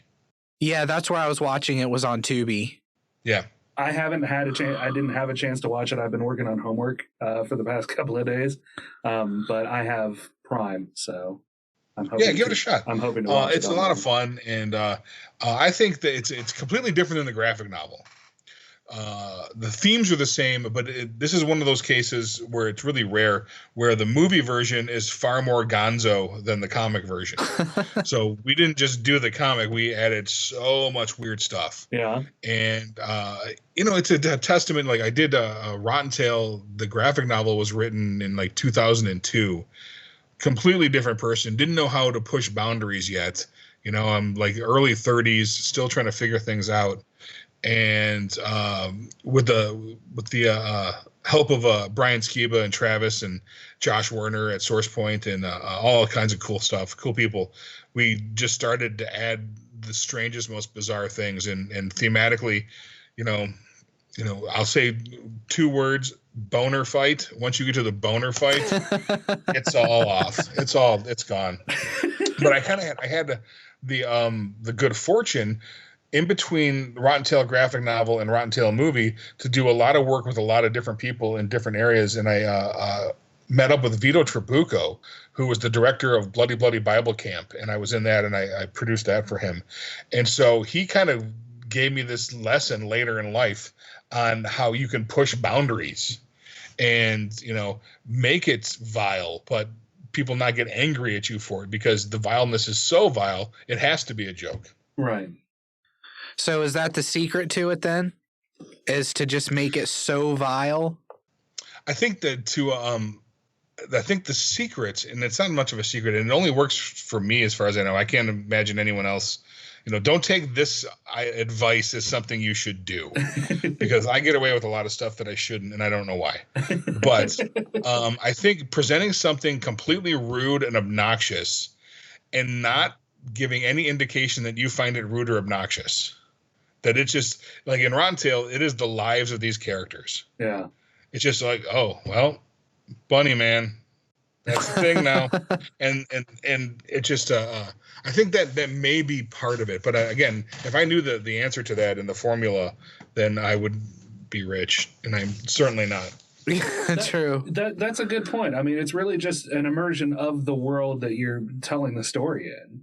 That's what world building's important. You set the rules of your world, and if you don't break your own rules, because that's when people feel cheated. That's the problem with all the Star Wars movies right now. Yeah, that people feel the rules have been broken in the world, and what do you do at that point? Yeah, no, that's an excellent point, and I think that's what really allows envelopes to be pushed to where it's not going to be something that is just, mothers and fathers with pitchforks coming after your property. Is just, as long as the world itself can be what it is, and people can acknowledge that this is a thing that is separate from what they are. And it goes back to the thing you were talking about earlier with the theater, how it has to be bigger than what you're experiencing right now. Right, because if it's not, why bother? Are you guys horror movie fans? Yeah. I'm not so much. Brandon is. So a friend of mine made this wonderful observation about the Hellraiser series today. Okay. And so the idea is that behind, the people call up these Cenobites, for the ultimate pain and pleasure, and and he's there's multiple sequels. There's like 9 sequels to the original Hellraiser, just degrading in quality every second. And it made me think of this because the rules of the world of Hellraiser are pleasure and pain. Yeah. And it's that's the big thematic thing, and finding the difference between the two and how they're obscured. And he's like, I love watching Hellraiser movies, but they're so horrible, they're painful. And the series itself has become like this pleasure and pain mix. Yeah. Oh, that was great. It's funny that you mentioned Hellraiser because of the horror movies. Like when I was growing up, it's kind of one of those things where people introduce you to a horror movie and you'll either go one of two ways. You'll either gravitate toward horror movies or you kind of won't. And Hellraiser was the one that kind of pulled me away from the horror genre as a whole. Like I can go back and watch them now, but when I was younger and watching that, it scared the shit out of me. And I just it's intense. Yeah, it's intense. All right, thank you again, Dave, for being on the podcast. We really appreciate you coming out. The second time you had been on, and it was a wonderful interview. Yeah, it was. It sucks that we lost some of it. Yeah, at this point in the recording, I have no idea how much of it we lost. Just because I haven't looked at it yet. I have not taken the time to in the couple of weeks that since we recorded. Oh yeah, you've only had a couple of weeks, so not very much time. Yeah. Listen, Brandon, we just talked about homework in YouTube, okay? I've got a problem. And I'm not looking forward to editing it based on I mean, I've looked at the file and my voice is very small in the waveform compared to yours. Yeah. So it's going to be tough I don't think that you and I talk over each other very much. Yeah, I don't remember us talking over each other. So I think it'll be okay for me to just split it up and then normalize that to a proper level, but I'm worried about how it's going to sound. So we'll see. Yeah. Hopefully there's an interview in there. Yeah. There's definitely an interview. I just don't know at what point it caught off. I think we got like 90% of it. I feel like we did too. Yeah. It ended from what I remember with him asking if we like horror movies or if we watch horror movies. Yeah, something like that. Which was like the last 20 minutes maybe. Yeah. So we lost about 20 minutes of the interview. Yeah. We'll have to plug his stuff because we lost him plugging where to find his. Yes. So we'll definitely do that. We'll take care of it. We'll be the guys who make it happen. Alrighty. So let's talk about some vamps. Yeah, let's do it. So David said that he was not a big fan of vampires. Even though he had made 3 vampire movies. Yeah. So it was kind of like, it's an easy thing, I figured, to get overplayed. Vampires have been in the human zeitgeist for a while. I mean, for many, many, many centuries. Yeah. So... Well, Remington, the Oxford English Dictionary. Oh, God. Are you... I forgot about this from the last time when we tried this, and I'm still just as appalled that you're still using it. Dates the first appearance of the English word vampire in English from 1734 in a travelogue titled Travels of 3 English Gentlemen, published in the Harleian Miscellany in 1745. I like how you switched to your accent there. Yeah. Yeah, it's good. The English translation derived from French vampire, earlier German vampire, which derived from Servian vampire. The exact etymology of the word is unknown. I know that in some cultures they also call it a revenant. Yes. Which is also of French descent. A revenant just means an undead, right? Yeah. Mm-hmm. And that's the thing. Bloodsuckers, because we'll be talking a lot about vampires, but vampires today are known as an undead or a living dead entity. So living dead signifying that there's intelligence behind it, It's not just like a rotting, shambling corpse, it's not a zombie. A zombie would be an undead, at least by like D&D definition. Yeah. I think in D&D definition, as a vampire is still called an undead as well. But Yeah, vampires can still be turned Yeah. using turn undead. So, Yeah. But bloodsuckers throughout history have not necessarily been undead. The earliest bloodsucker that I came across was the demonic daughter of the Mesopotamian sky god Anu, who is usually portrayed as having like the head of a lion with donkey teeth and ears. She can be depicted as either having kind of a hairy or even feathery female body, or just a naked female body on the top. yeah. A lower torso of a yeah. Go on. The lower torso of a bird with like grippy talons. She's known for a myriad of evil actions, because she's like a demigod or a demon, but most notably in this context, she was said to just eat men and just drink their blood. Okay. And her name was Anu, or that was her father? No, that was her father, is Anu. Her name was Lamashtu. Lamashtu. Mm-hmm. Oh, there's D&D monsters. Yes, in fact, a lot of the D&D monsters, Lilith is another Mesopotamian demonic goddess. Lilith actually comes from Mesopotamia. The Bible, right? Well, there's the Bible, but before that there was a Mesopotamian. Are you saying the Bible took stories from other cultures and integrated it into itself? Yes, 110%. And that the Bible may not be entirely the word of God. Is that what you're saying, Remington? Yes, I am. My God. But that's only because humans took their hands and wrote it. Yeah. There's a lot of good messages in the Bible, though. I'm not going to shit on religion like you want to. I'm not trying to shit on anything. From there, because a lot of the notes that you have are like on European vampires, right? A lot of my notes are on European, specifically the classic European vampire. Okay. So if you want to do yours to lead up to where I'm at. Yeah, let me roll through some of mine real quick. I've got some really interesting ones. Striges or Strix, hailing from Greece, Striges were living women who were able to transform into bird-like creatures, and would drink the blood of infants. Ooh. And then Strix was is basically a demonic owl. So the Striges were said to have descended from the Strix. The Strix? Yeah. There's some really interesting ones. Like, a lot of them have shape-shifting abilities. Yeah. Which is something that we see in some of the European, turning into a bat or a wolf. Or a rat. Or a plague of rats. Yeah. Or a mist. That's the one that I forgot about that I was reading earlier today. Is I think it was Bram Stoker's Dracula turned into a mist. Yeah, he did. Yeah. The Manangal, which is of Filipino origin, usually a female, but can occasionally be a male. The males are just considered weaker. They're described being able to separate her upper torso from her legs, sprouting giant bat-like wings and preying on the blood of pregnant women, newborns, or just anyone else who has blood. Wow. Yeah. I wonder what, maybe your notes cover this, but I wonder where why that has become such a fear. What's that? People feasting on our blood. Is that just because we know as humans from very early on that our blood is important?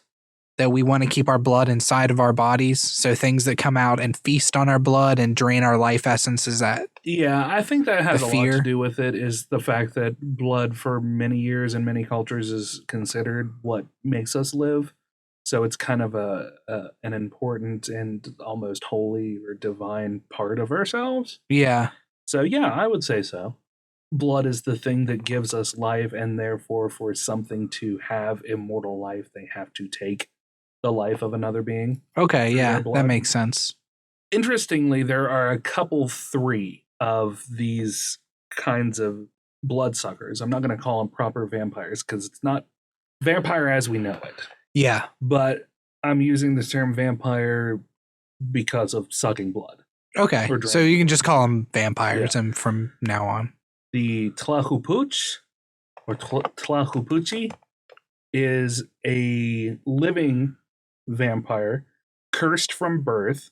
This Mexican, specifically Tlaxcalan, which is a city in Mexico. Okay. Living vampire discovers their curse around puberty when they start craving human blood. They can detach their upper torso. You can see there's kind of a trend going on here, and transform into either a turkey or a vulture, and then they go on the hunt. Once they find a prey, which is usually an infant, naturally, and I'll get to that in a second because that's kind of important. They have to fly over the victim's house in the shape of a cross from like north to south and then east to west before they can actually enter the abode. Weird. Yeah. So then they'll feast on the infant. It usually kills the infant. If they get stopped, then that infant becomes the Talapuchi. I'm just going to butcher the saying of it. So it transfers, it creates another one, or it passes its curse on to a different one? It passes its curse if it is killed in the act of feeding. Oh, okay. Yeah. So, interesting.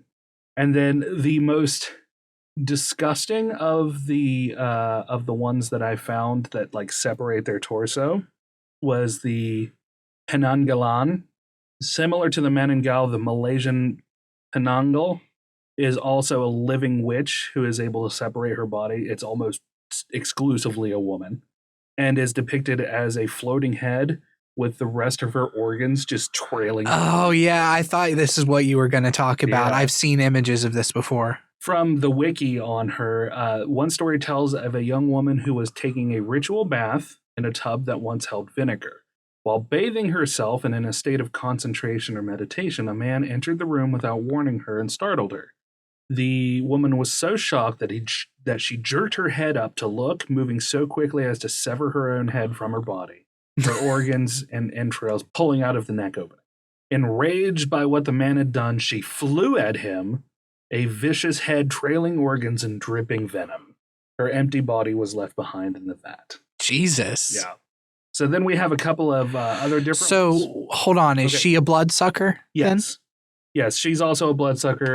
The idea is that she goes out during the day. She's usually depicted as like a shriveled woman. Mm-hmm. The smell of vinegar always follows her around, and that's how you can tell one from a normal woman. Okay. And during the night, she launches her head into the inky black darkness to go out and feed.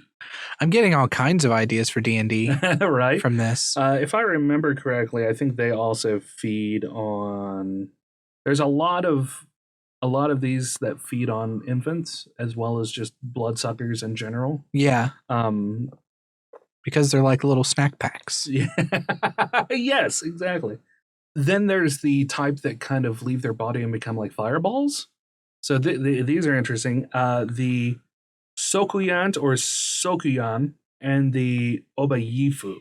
So the Sokuyan is a shape-shifting witch from the Caribbean or the West Indies folklore who would shed her skin at night and fly across the landscape as a flaming corpse candle, looking for sleeping victims to drain their blood. And the Obayifu is a living vampire hailing from West Africa who would also leave their body when it went dark and would manifest and float along as like a green ball or turn into a humanoid figure and drain the blood from children. They would also be able to cause blights by draining like the fluid from plants and stuff. Okay. Yeah. So this sounds like they're describing not the Northern Lights, but like, what are those balls of fire called that'll randomly appear sometimes? Like will-o-wisps? Yeah, it sounds like they're describing those. Yeah. And that's and trying to ascribe an actual reason to something they don't understand. Yeah. Probably just sucks your blood or something. It probably eats babies. Yeah, I don't know. That's probably why my son died last season. So I have two more. Okay. And then I'm set. And then I can probably chime in on what you have going on, because a lot of my other stuff kind of focuses on the reason why corpses may not appear dead in a coffin, and also items that affect vampires, mostly the European style vampires, but they are items that have existed over the centuries to ward off evil spirits. So the second to last one is the Lugat, a vampire-like being from Albanian mythology. They abide in the shadows and darkness, especially in places that never see sunlight, such as inside water wells, old ruins, and caves. They have a frightening visage and are extremely violent. A Lugat can fly and ride the wind and assail his victims in their sleep. He also lures people, especially children, to himself while he is concealed in darkness. In Albanian, the word Lugat is also used to describe a wicked or frightening person. A Lugat? A Lugat, yes. That one is pretty mundane. Almost seems like a white than a vampire. Especially after lady that trails her fucking organs behind her. Right, for sure. You just have an undead, like, yeah, okay. But the most interesting bloodsucker comes from Australian Aboriginal mythology. Okay. This one is my favorite ever. I'm not familiar with much Aboriginal mythology at all. I mean, I don't think a lot of people are unless you're just from that part of the world. Yeah. You know? I think you have to make a because they were so separated. Like, we have the American Indians, Native Americans, and I mean, we know some, because they live here and we're exposed to it. Yeah. But we're not exposed to Aboriginal mythology. Yeah, and I guess people in Australia might not be familiar with the Native American stories either. Yeah. Just like we have some working knowledge of Hawaiian culture. I mean, I know that they have a proper name, but it just, I cannot think of it right now. So excuse me, any Native Hawaiians who are listening. Yeah. Samoan. Okay, yeah, you're right. There we go. It came to me. I just had to think of Girl Scout cookies. I'm sorry. That's probably racist. Anyway, the Yaramayahu. You can say it. It's fun to say. Say it. Yaramayahu. Yeah. Yaramayahu. So the Yaramayahu is a legendary creature found in Australian Aboriginal mythology. According to the legend, the creature resembles a little red frog-like man with a very large head and a large mouth, no teeth, and squid-like suckers on his fingertips. Okay. He lives in fig trees, and he would wait until dusk when somebody would come and take a nap under a fig tree, and he would pounce on them. He would drain them of their blood until they were weaker through his suckers. He would then engulf their entire body. With his mouth? With his mouth. Go and drink from a river, and then take a nap. After the nap, he would regurgitate them under the fig tree. They would feel rejuvenated, but they would be a little bit shorter, and they'd be a little bit redder. And he would continue to feed on the same person until eventually they became a Netanyahu.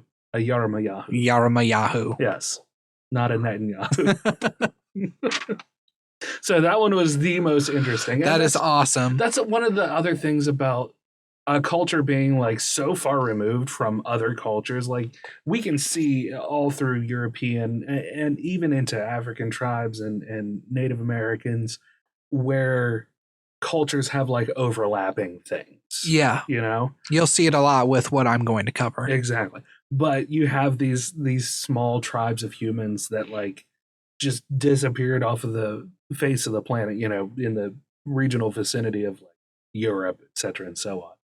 And they just have all of their own myths that are relatively far removed from the others, even though you can still find some, which is why ancient alien theory exists. Mm-hmm. Is because even in those far removed ones, you can still find really interesting snippets that sound like another place. Yeah. Yeah. So, but anyway, that kind of brings us up to speed on the ancient vampires, the ancient bloodsuckers, and brings us into your early European bloodsuckers. Blah. So you want to take it? Yeah. The Oxford English Dictionary. No, I'm kidding. No, we did that already. I'm not doing it again. The classic vampire that we all know, the gentlemanly vampire. Yes. Was derived from a short story, The Vampire, by John Polidori in 1819. Mm-hmm. This was the same writing contest that produced Mary Shelley's Frankenstein or the modern Prometheus. Oh, yeah. Didn't that happen during that? It was a bunch of writers in a house during a storm or something? It was called the Great Blackout or the Great Night or something like that. Yeah. Where I'm not sure exactly whether it was the soot from pollution or whether it was just weird weather caused it to be dark for weeks at a time. Yeah. Interestingly enough, and just a little aside, Doctor Who recently did an episode where where it took place in this house while they were writing this. Oh, really? Yeah, it was a really interesting episode. Yeah, so it was the same one that Mary Shelley was in where all the writers just wrote short stories. Yeah, that's awesome. The plot of The Vampire follows a man. I'm going to just read what I copied. I took the plot of The Vampire and shortened it down. Okay, I mean, So I did a fair amount of reading off of the one. Yeah, Just I put hate to little just life into straight it. read, but You got it. You can do it. the plot of The Vampire... Not that no, much life. too much life. Okay. We're talking about undead things, Brandon. The plot of The Vampire follows a man named Aubrey who meets Lord Ruthven, a mysterious gentleman who has just entered London high society. Lord Ruthven becomes mortally wounded, but... Teddy Ruxpin. Sorry. Teddy Ruthven. Mortally wounded, sorry. Lord Ruthven becomes mortally wounded, but makes Aubrey swear to keep his death a secret for a year and a day. Okay. He reminds Aubrey of his promise and starts to seduce Aubrey's sister. Okay. Aubrey has a nervous breakdown and writes his sister a letter about what happened with Lord Ruthven, about how he saw him mortally wounded and then he just came back perfectly fine. Yeah. The letter doesn't reach his sister in time, and on her wedding night, her body is found drained of blood, and Lord Ruthven has vanished. The writer in me wants to poke holes in all of that plot. What about it? Like, first of all, okay, you swear a guy to secrecy about your death. That's what he did to begin with, right? Yes. Okay. For a year and a day. For a year and a day, he said, don't talk about me dying because I'm dying. Yes. So the dude goes back to London and finds the guy alive. Mm-hmm. Now, it hasn't been a year and a day yet, had it? No. Okay. Is it like a week later, or I mean, It does not say. Okay. He just saw him mortally wounded. Upon returning to London, Aubrey is surprised to see Lord Ruthven alive and well. Okay. So right there, that's a little weird, but okay, maybe he just recovered from his wounds. You know, maybe that mortally wound. I mean, it happens. Some people recover from something that looks like it could be a mortal wound. True, yeah. Especially in that day, you never know who's going to pull through and who's just going to kick the bucket. But then he seduces his sister. Like, why would you do that? Like, After reminding him, hey, yeah, you can't talk about what you saw with my death. yeah, You promised. You can't tell anybody about the potentially supernatural reason why I'm still alive. Now I'm a fuck your sister. Now I'm a fuck your sister. So, yeah, that's okay. Maybe there's a good reason why Bram Stoker's Dracula was written. Yeah. Why Bram Stoker's Dracula is now known as the more popular and well-written vampire story. Yeah. I mean, I don't want to, it was written during a blackout and there was a lot of creative juices going on. I haven't read the story myself. Maybe it's better than that. Yeah, that's what I'm thinking too. Maybe it's really good. But just that initial synopsis is a little full of holes. But for what we see from this story is the high-class vampire who integrates himself into modern society. Yes. Why is that different from previous vampires then?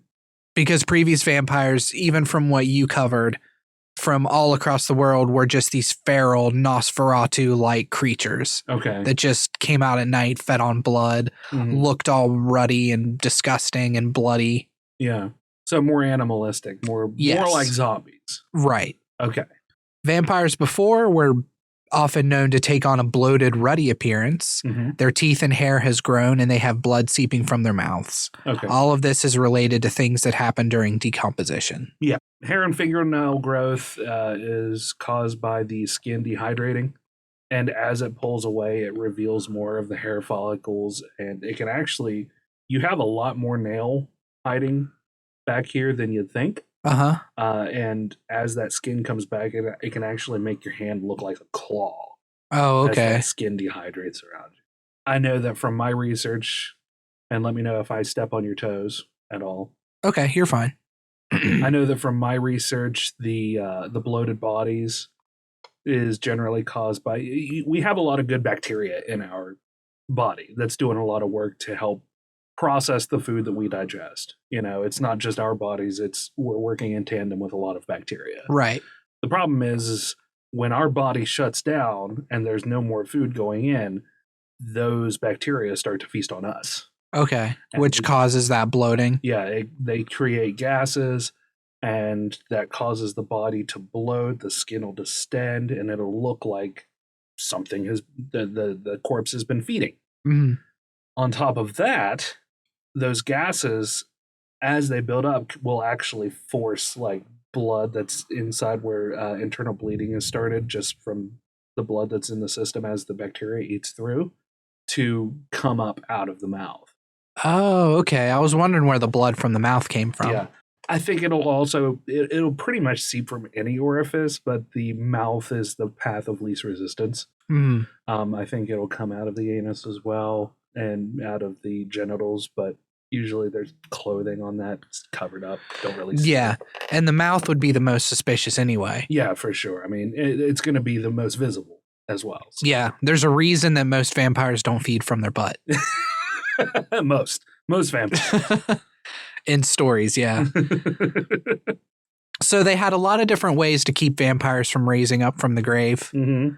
Commonly practiced in Europe included severing the tendons at the knees or placing poppy seeds, millet, or sand on the ground at the gravesite of a presumed vampire. Mm-hmm. This was intended to keep the vampire occupied all night by counting the fallen grains, indicating an association of vampires with arithmomania. Yeah.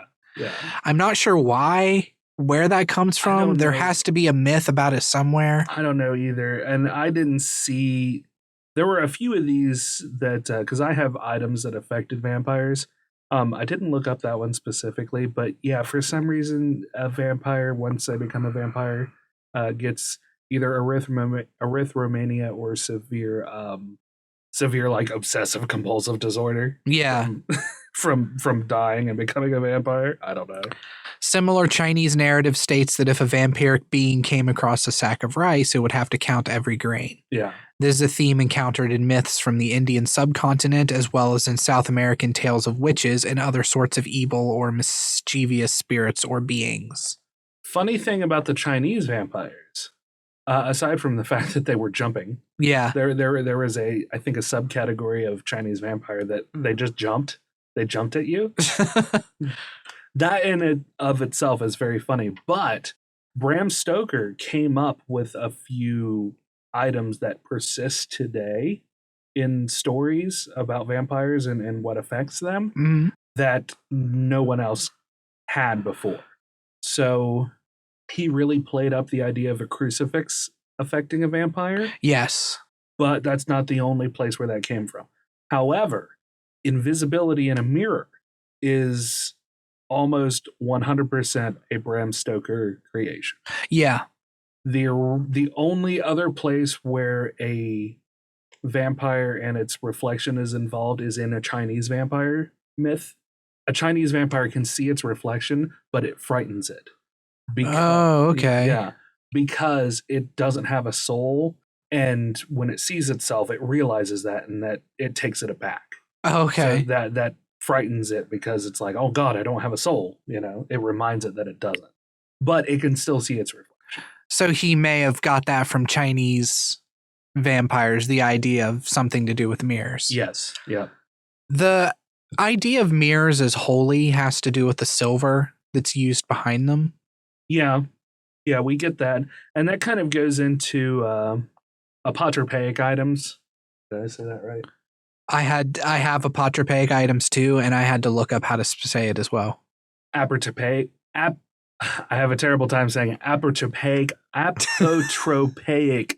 Apotropaic. So apotropaic items are items that are items intended to ward off evil spirits. Yeah. Such as gargoyles on churches. Yeah. And there, as I was looking this stuff up, there's a lot of like conjecture on like why a crucifix affects a modern or European vampire. And really, it's no different than any holy symbol. They're not really repelled by the crucifix itself. It's more the faith of the wielder that the faith of the wielder has in their god to protect them. It's the same idea as a focusing item for a paladin or a priest in D&D. You know, they use that talisman to focus their energy. Yeah. Holy energy. Other apotropaic items include garlic, crosses, crucifixes, silver bullets, and wild roses. Mirrors are also considered a ward against vampires because they don't have a reflection in some folklore as popularized by Bram Stoker's Dracula. Right. I jumped the gun. I'm sorry. Oh, it's okay. Destruction of vampires involves staking through the heart, mouth, or stomach of the corpse to prevent it from rising again. Stakes themselves have apotropaic properties as well. A lot of times they were made of, in the case of Chinese vampires, it was peach tree that was supposed to be. Do you have any other woods that are listed there? Ash was the preferred wood in Russia and the Baltic states, hawthorn in Serbia, and with a record of oak in Silesia. Aspen was also used for stakes, as it was believed that Christ's cross was made from aspen. Yeah. Aspen branches on the graves of purported vampires were also believed to prevent their risings at night. Yeah. But from a more scientific perspective, when they would use a stake on a bloated corpse that looks like it had been feasting on the living, ultimately what that would do is it would pierce the body and let those bacterial gases out. Yeah. A lot of times the pressure of them pushing and then hammering onto a stake would cause the air to come up out of the mouth or out of the rectum, causing a fart or causing a moan as it made the vocal cords vibrate. Garlic was another one that I really liked. Garlic, over centuries, has been known for its medicinal value. Yeah. It has a myriad of actual health benefits, like high levels of antioxidants. It lowers total and low density lipid proteins, so LDL cholesterol. It has a very low calorie count, but it's really high in nutrients. So it provides like 2% of a lot of like vitamins and minerals that you can get, and it boosts the immune system. Yeah. So all of it, using garlic as a medicine early on to help fight, common cold, that sort of thing. And then thinking that vampirism would be a disease. I didn't make that connection. Whether it be an unholy disease or a supernatural disease, they still might consider it a disease. So the only other thing I have on vampires, as far as it goes, is another vampire story called Varney the Vampire. Did you come across this at all in your readings? I did not. Varney the Vampire, or The Feast of Blood, is a Victorian-era serialized gothic horror story. I like the second title better. Varney the Vampire. Oh, it's Varney the Vampire. Here I come, time to suck your blood. I'm just going to drink it up a little bit. Is a Victorian-era serialized gothic horror story variously attributed to James Malcolm Rymer and Thomas Peckett Prest. It first appeared in 1845 to 1847 as a series of weekly cheap pamphlets of the kind then known as penny dreadfuls. Yeah. The author was paid by the typeset line, so when the story was published in book form in 1847, it was of epic length.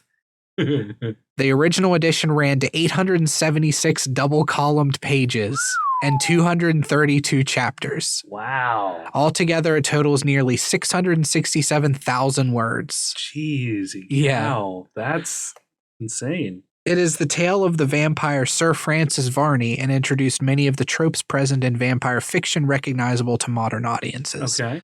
Now, I have to admit, right now, I'm just reading straight from Wikipedia. Right, for sure. Yeah. I mean, while Wikipedia is not like a end-all be-all source, they do have fact checkers. Yeah. So, yeah, fuck it. Yeah. I mean, it's not like we're writing a dissertation on it. So yeah, exactly. We're just providing fun things for Halloween. It was the first story to refer to sharpened teeth for a vampire, noting, with a plunge, he seizes her neck in his fang-like teeth. He also came through windows to feast on maidens, had hypnotic powers, and superhuman strength. Daylight did not bother him. Vampires being weak to the sun originally came from the 1922 movie Murnau's Nosferatu. Yeah. And I actually have a little bit on that as well. Okay. Speaking of items that affected vampires. So most of the vampires that I talked about, and even our European vampires, a lot of them, they come out at night. Right. And that's just the nature of human beings. The night, it holds the unknown. It is creepy. You don't know what's out in front of you. If you don't have any lights, anything could be trying to kill you at any moment. During the 1800s, while there was a lot of vampire myth happening in Europe, as well as stateside, there was a large outbreak of tuberculosis as well. Okay. So tuberculosis has a lot of similar physical attributes to somebody who might become who might be a vampire or who might become a vampire. Conjunctivitis, which is like the reddening of the eyes. It also gives them a sensitivity to sunlight, so they would not want to go out. Okay. Anemia, so their pallor would change because of the anemia. A weak pulse, because their blood's not pumping. Again, the anemia. Coughing up blood as their lungs become, riddled with lesions and whatever else happens with tuberculosis. So all of those, and then it was incredibly contagious. So you'd hear a lot of myths about a dead family member rising from the grave to take the family members. I mean, that was a common theme. Yeah. When you'd hear about these vampire attacks. And the culprit for those may have very well been tuberculosis, as these people fell ill to the same disease that killed their loved one. Oh, okay. Yeah. So it was like a metaphorical thing. Yeah, absolutely. But, there's still people who believe in vampirism today. Yeah. In 2004, so, 16 years ago. Yeah, relatively recently. A small Romanian community had reported that a relative had passed away and had come back as a vampire and was feasting on the family members. Yeah.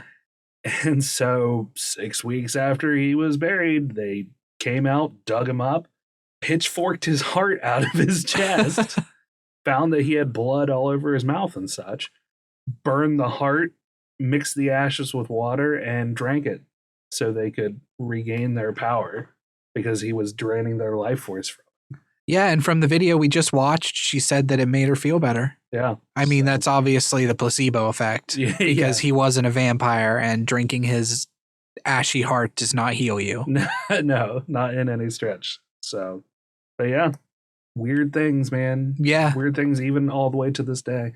I mean, I wish I could say that that's surprising, but it's not as surprising in this year that we've been living in. No, it's not. It's not really that shocking.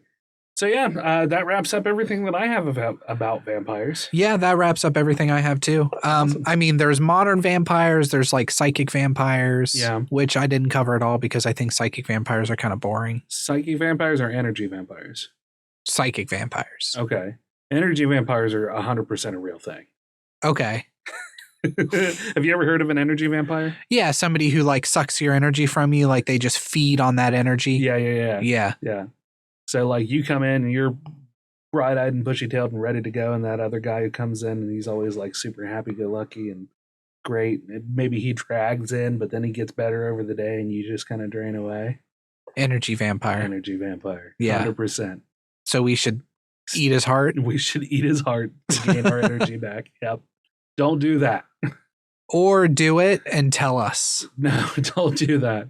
We can't even say that nowadays. People just go out and do shit anymore. Oh, yeah, that's true. Don't kill anybody for their heart. Yes. Don't do that. Do not do that. They can't see the wink. So if you have any questions or comments or you'd like to hear yourself on air, you can call us at 978 DU-OGRES. That's 978-386-4737. You can also reach us on Twitter at Dueling Ogres, email us at duelingogres@gmail.com, or leave a comment on the Facebook page. Do we have any? Our first comment is from top fan Chad Good, who I can see on his Facebook comment is now a top fan of Dueling Ogres podcast. Yep. He said, I would like to thank Brandon for nominating me as his future heir. Yeah. Viscount Terry W. Irvin II replied to that and said, my understanding is that Brandon Full plans on living to be a cranky 103-year-old geezer, so you've got a bit of a wait ahead of you.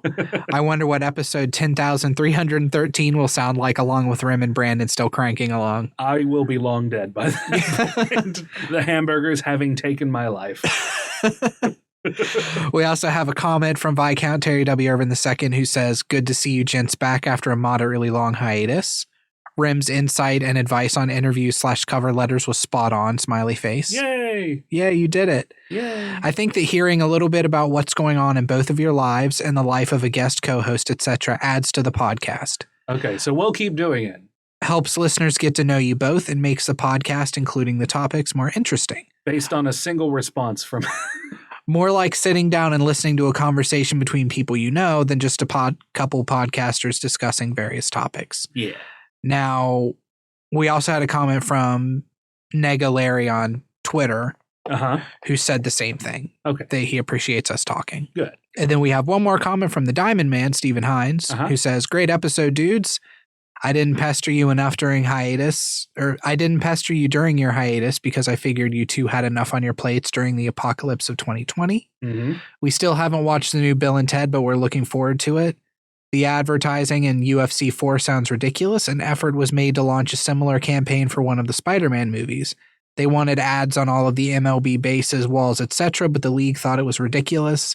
Thanks for giving me spider nightmares, Brandon.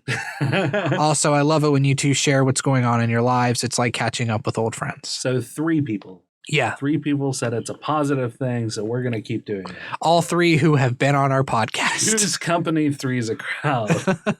3 is peer pressure. Yeah. Didn't Chad also say that he wanted I don't remember what he said. Now that he's a top fan, doesn't he get a nickname? Yeah. What about top fan? No, that's kind of lame. Should we call him Viking Lord? Viking Lord? Viking Lord Chad Good? Viking Lord would work. Yeah. Mercenary? Oh, that's right. No, didn't we call him what did we call him? Something mercenary. I can't remember. Shit. Chad, comment and let us know what we called you, and that'll be your nickname. Yeah, that's your nickname. I don't know. I think we even said it somewhere.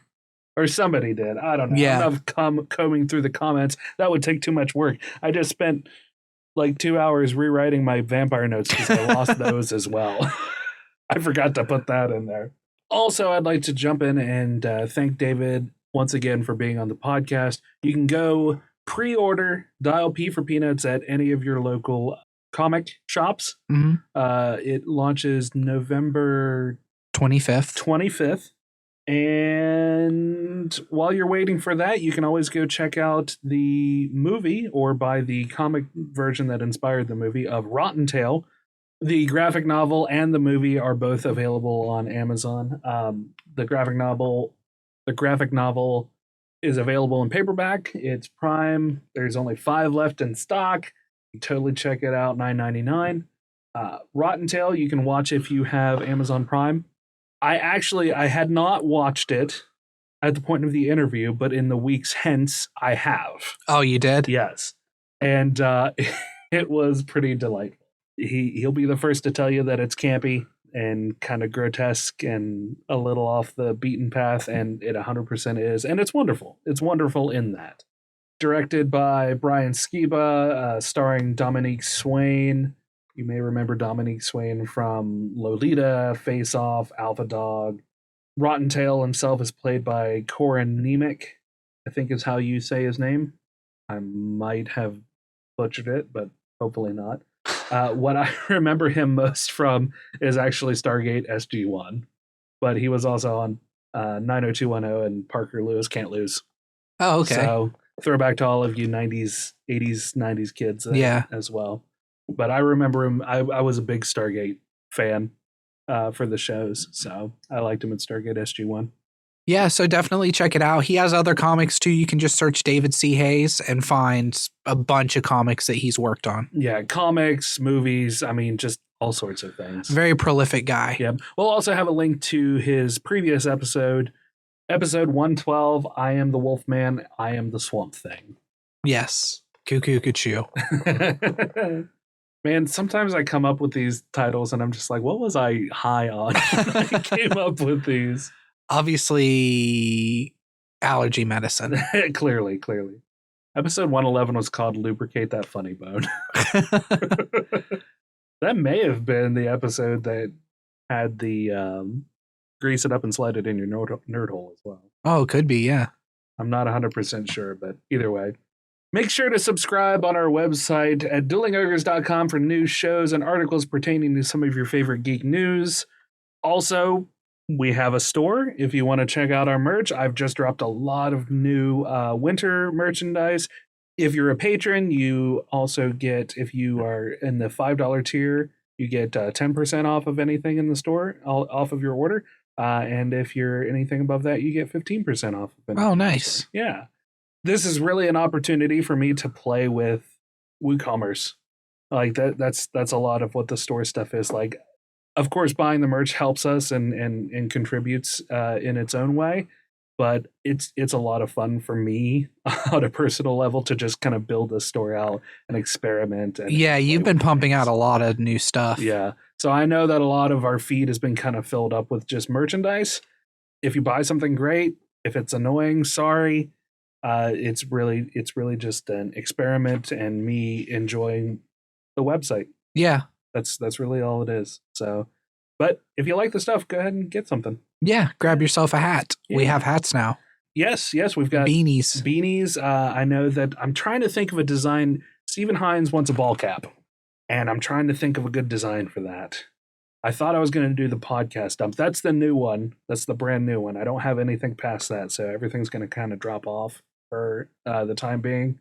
The podcast dump, which is a callback to a faux commercial that Brandon and I created called the podcast dump, where it's garbage. And the idea, you can go listen to it on the website. If you actually click on the poster itself, you can listen to that's awesome. Ad. Yeah, I put it down in the description. So even if you don't buy it, just go click on it, listen to the ad. It's a lot of fun. I really like that one. I don't think Movie Tickets and Grandpa is, I don't think I'm going to make any merch for that. Yeah. But if I can come up with a really good idea and I can make it happen, I still might. It's not as good as, in my estimation, as Podcast Dump, though. Yeah, Podcast Dump was pretty good. But it was a lot of fun to make because Movie Tickets and Grandpa was me and Ginger doing the voices, and there were child parts in there as well. So I had to like pitch up our voices. Yeah. It was a lot of fun. And then I had to like master an entire quote unquote group of people singing. It's all just me. Yeah. So it was a good commercial. It was technically fun. So I wouldn't call it a good commercial, but it was technically fun to do. Yeah. And finally, be sure to leave us a 5-star review on iTunes or find us on YouTube, iHeartRadio, Stitcher, Spotify, everywhere. Yeah. Google Podcasts. Everywhere except Pandora. Everywhere except Pandora. You can literally find us under a rock. I think we've done that joke. Oh, we have. Because we made a joke about killing a bird with that rock. Oh, yeah. Or no, we made a joke about being inside birds. Oh, yeah. Use that rock to kill a bird to find the podcast inside of it. Yeah, that was. We have a weird podcast, Remington. We have a weird podcast and we say weird shit. So until next time, ogres, because I'm not going to say next week. Yeah. Keep your clubs blunt. And your tusks sharp. Good night.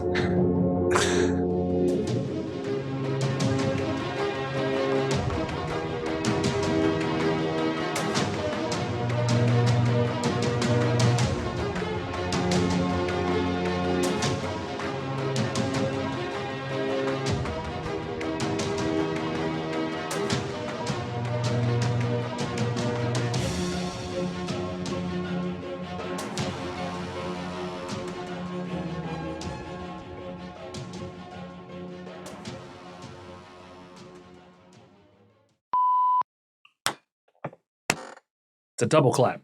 Double clap. That's what I have. The double clap. 2 claps for the price of 1. Buy 2 claps, get 1 free. Yeah. Oh. Okay. All right, let me readjust my mic. You so stupid. That's so stupid. You're so stupid. Now I should be able to hear it. Yes. Okay. Yeah. You sound good? Check. Yeah. I seem to. I still sound lower than me, but I don't know. I don't know anything anymore, Brandon. Is it because I project more? See, that seems unlikely. Yeah. But you have gotten better at projecting. I have. Years. You have. I've learned a new skill. Yeah. I should add that to my resume. You should. Yeah. I can project well. All right, hold on. I can't stop yawning. Stop yawning, Brandon. Oh, so how are we going to do it? We'll just vamp a little bit and then do the interview and then talk about vampires? Is that what we did? Yeah, that's what we did last time. Okay. I remember where we left off, but... We just said blah a bunch. Oh, yeah. And that belly's going. Yeah, I'm hungry. It was 123 or 132. 112. Was it 112? That's what you had it linked to on the webs on the article. Okay. I believe. I'm like 90% sure. No, you're probably right. I am. But look at you, you're always right all the time, eh? You've got a lot of nerve coming in here like that. Yep, 112. Boom. Brandon wins again. Okay. Let's see if I can awkwardly start this out. Excellent. I have faith in the fact that you can awkwardly do most things. That would be a correct assumption. I forget how to say this. Mexican. Enchilada? Apotropaic. Apotropaic. Apotropaic. Apotropaic. You have to say it in that dead voice like she did. Apotropaic. Episode 112. I don't remember the title of it. I don't remember. Not a Swamp Thing, not a Wolfman or something like that. I am the Swamp Thing, I am the Wolfman. Hold on, I'll just look it up.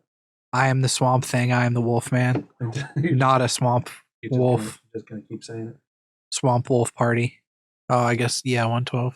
And hopefully this will be out by Halloween. Mazel tov. Oy vey. All right, looks like it's still recording, so we did a good job. An hour and 32. The entire 2-hour episode. Oh, nice. Easily. I'm fine with that.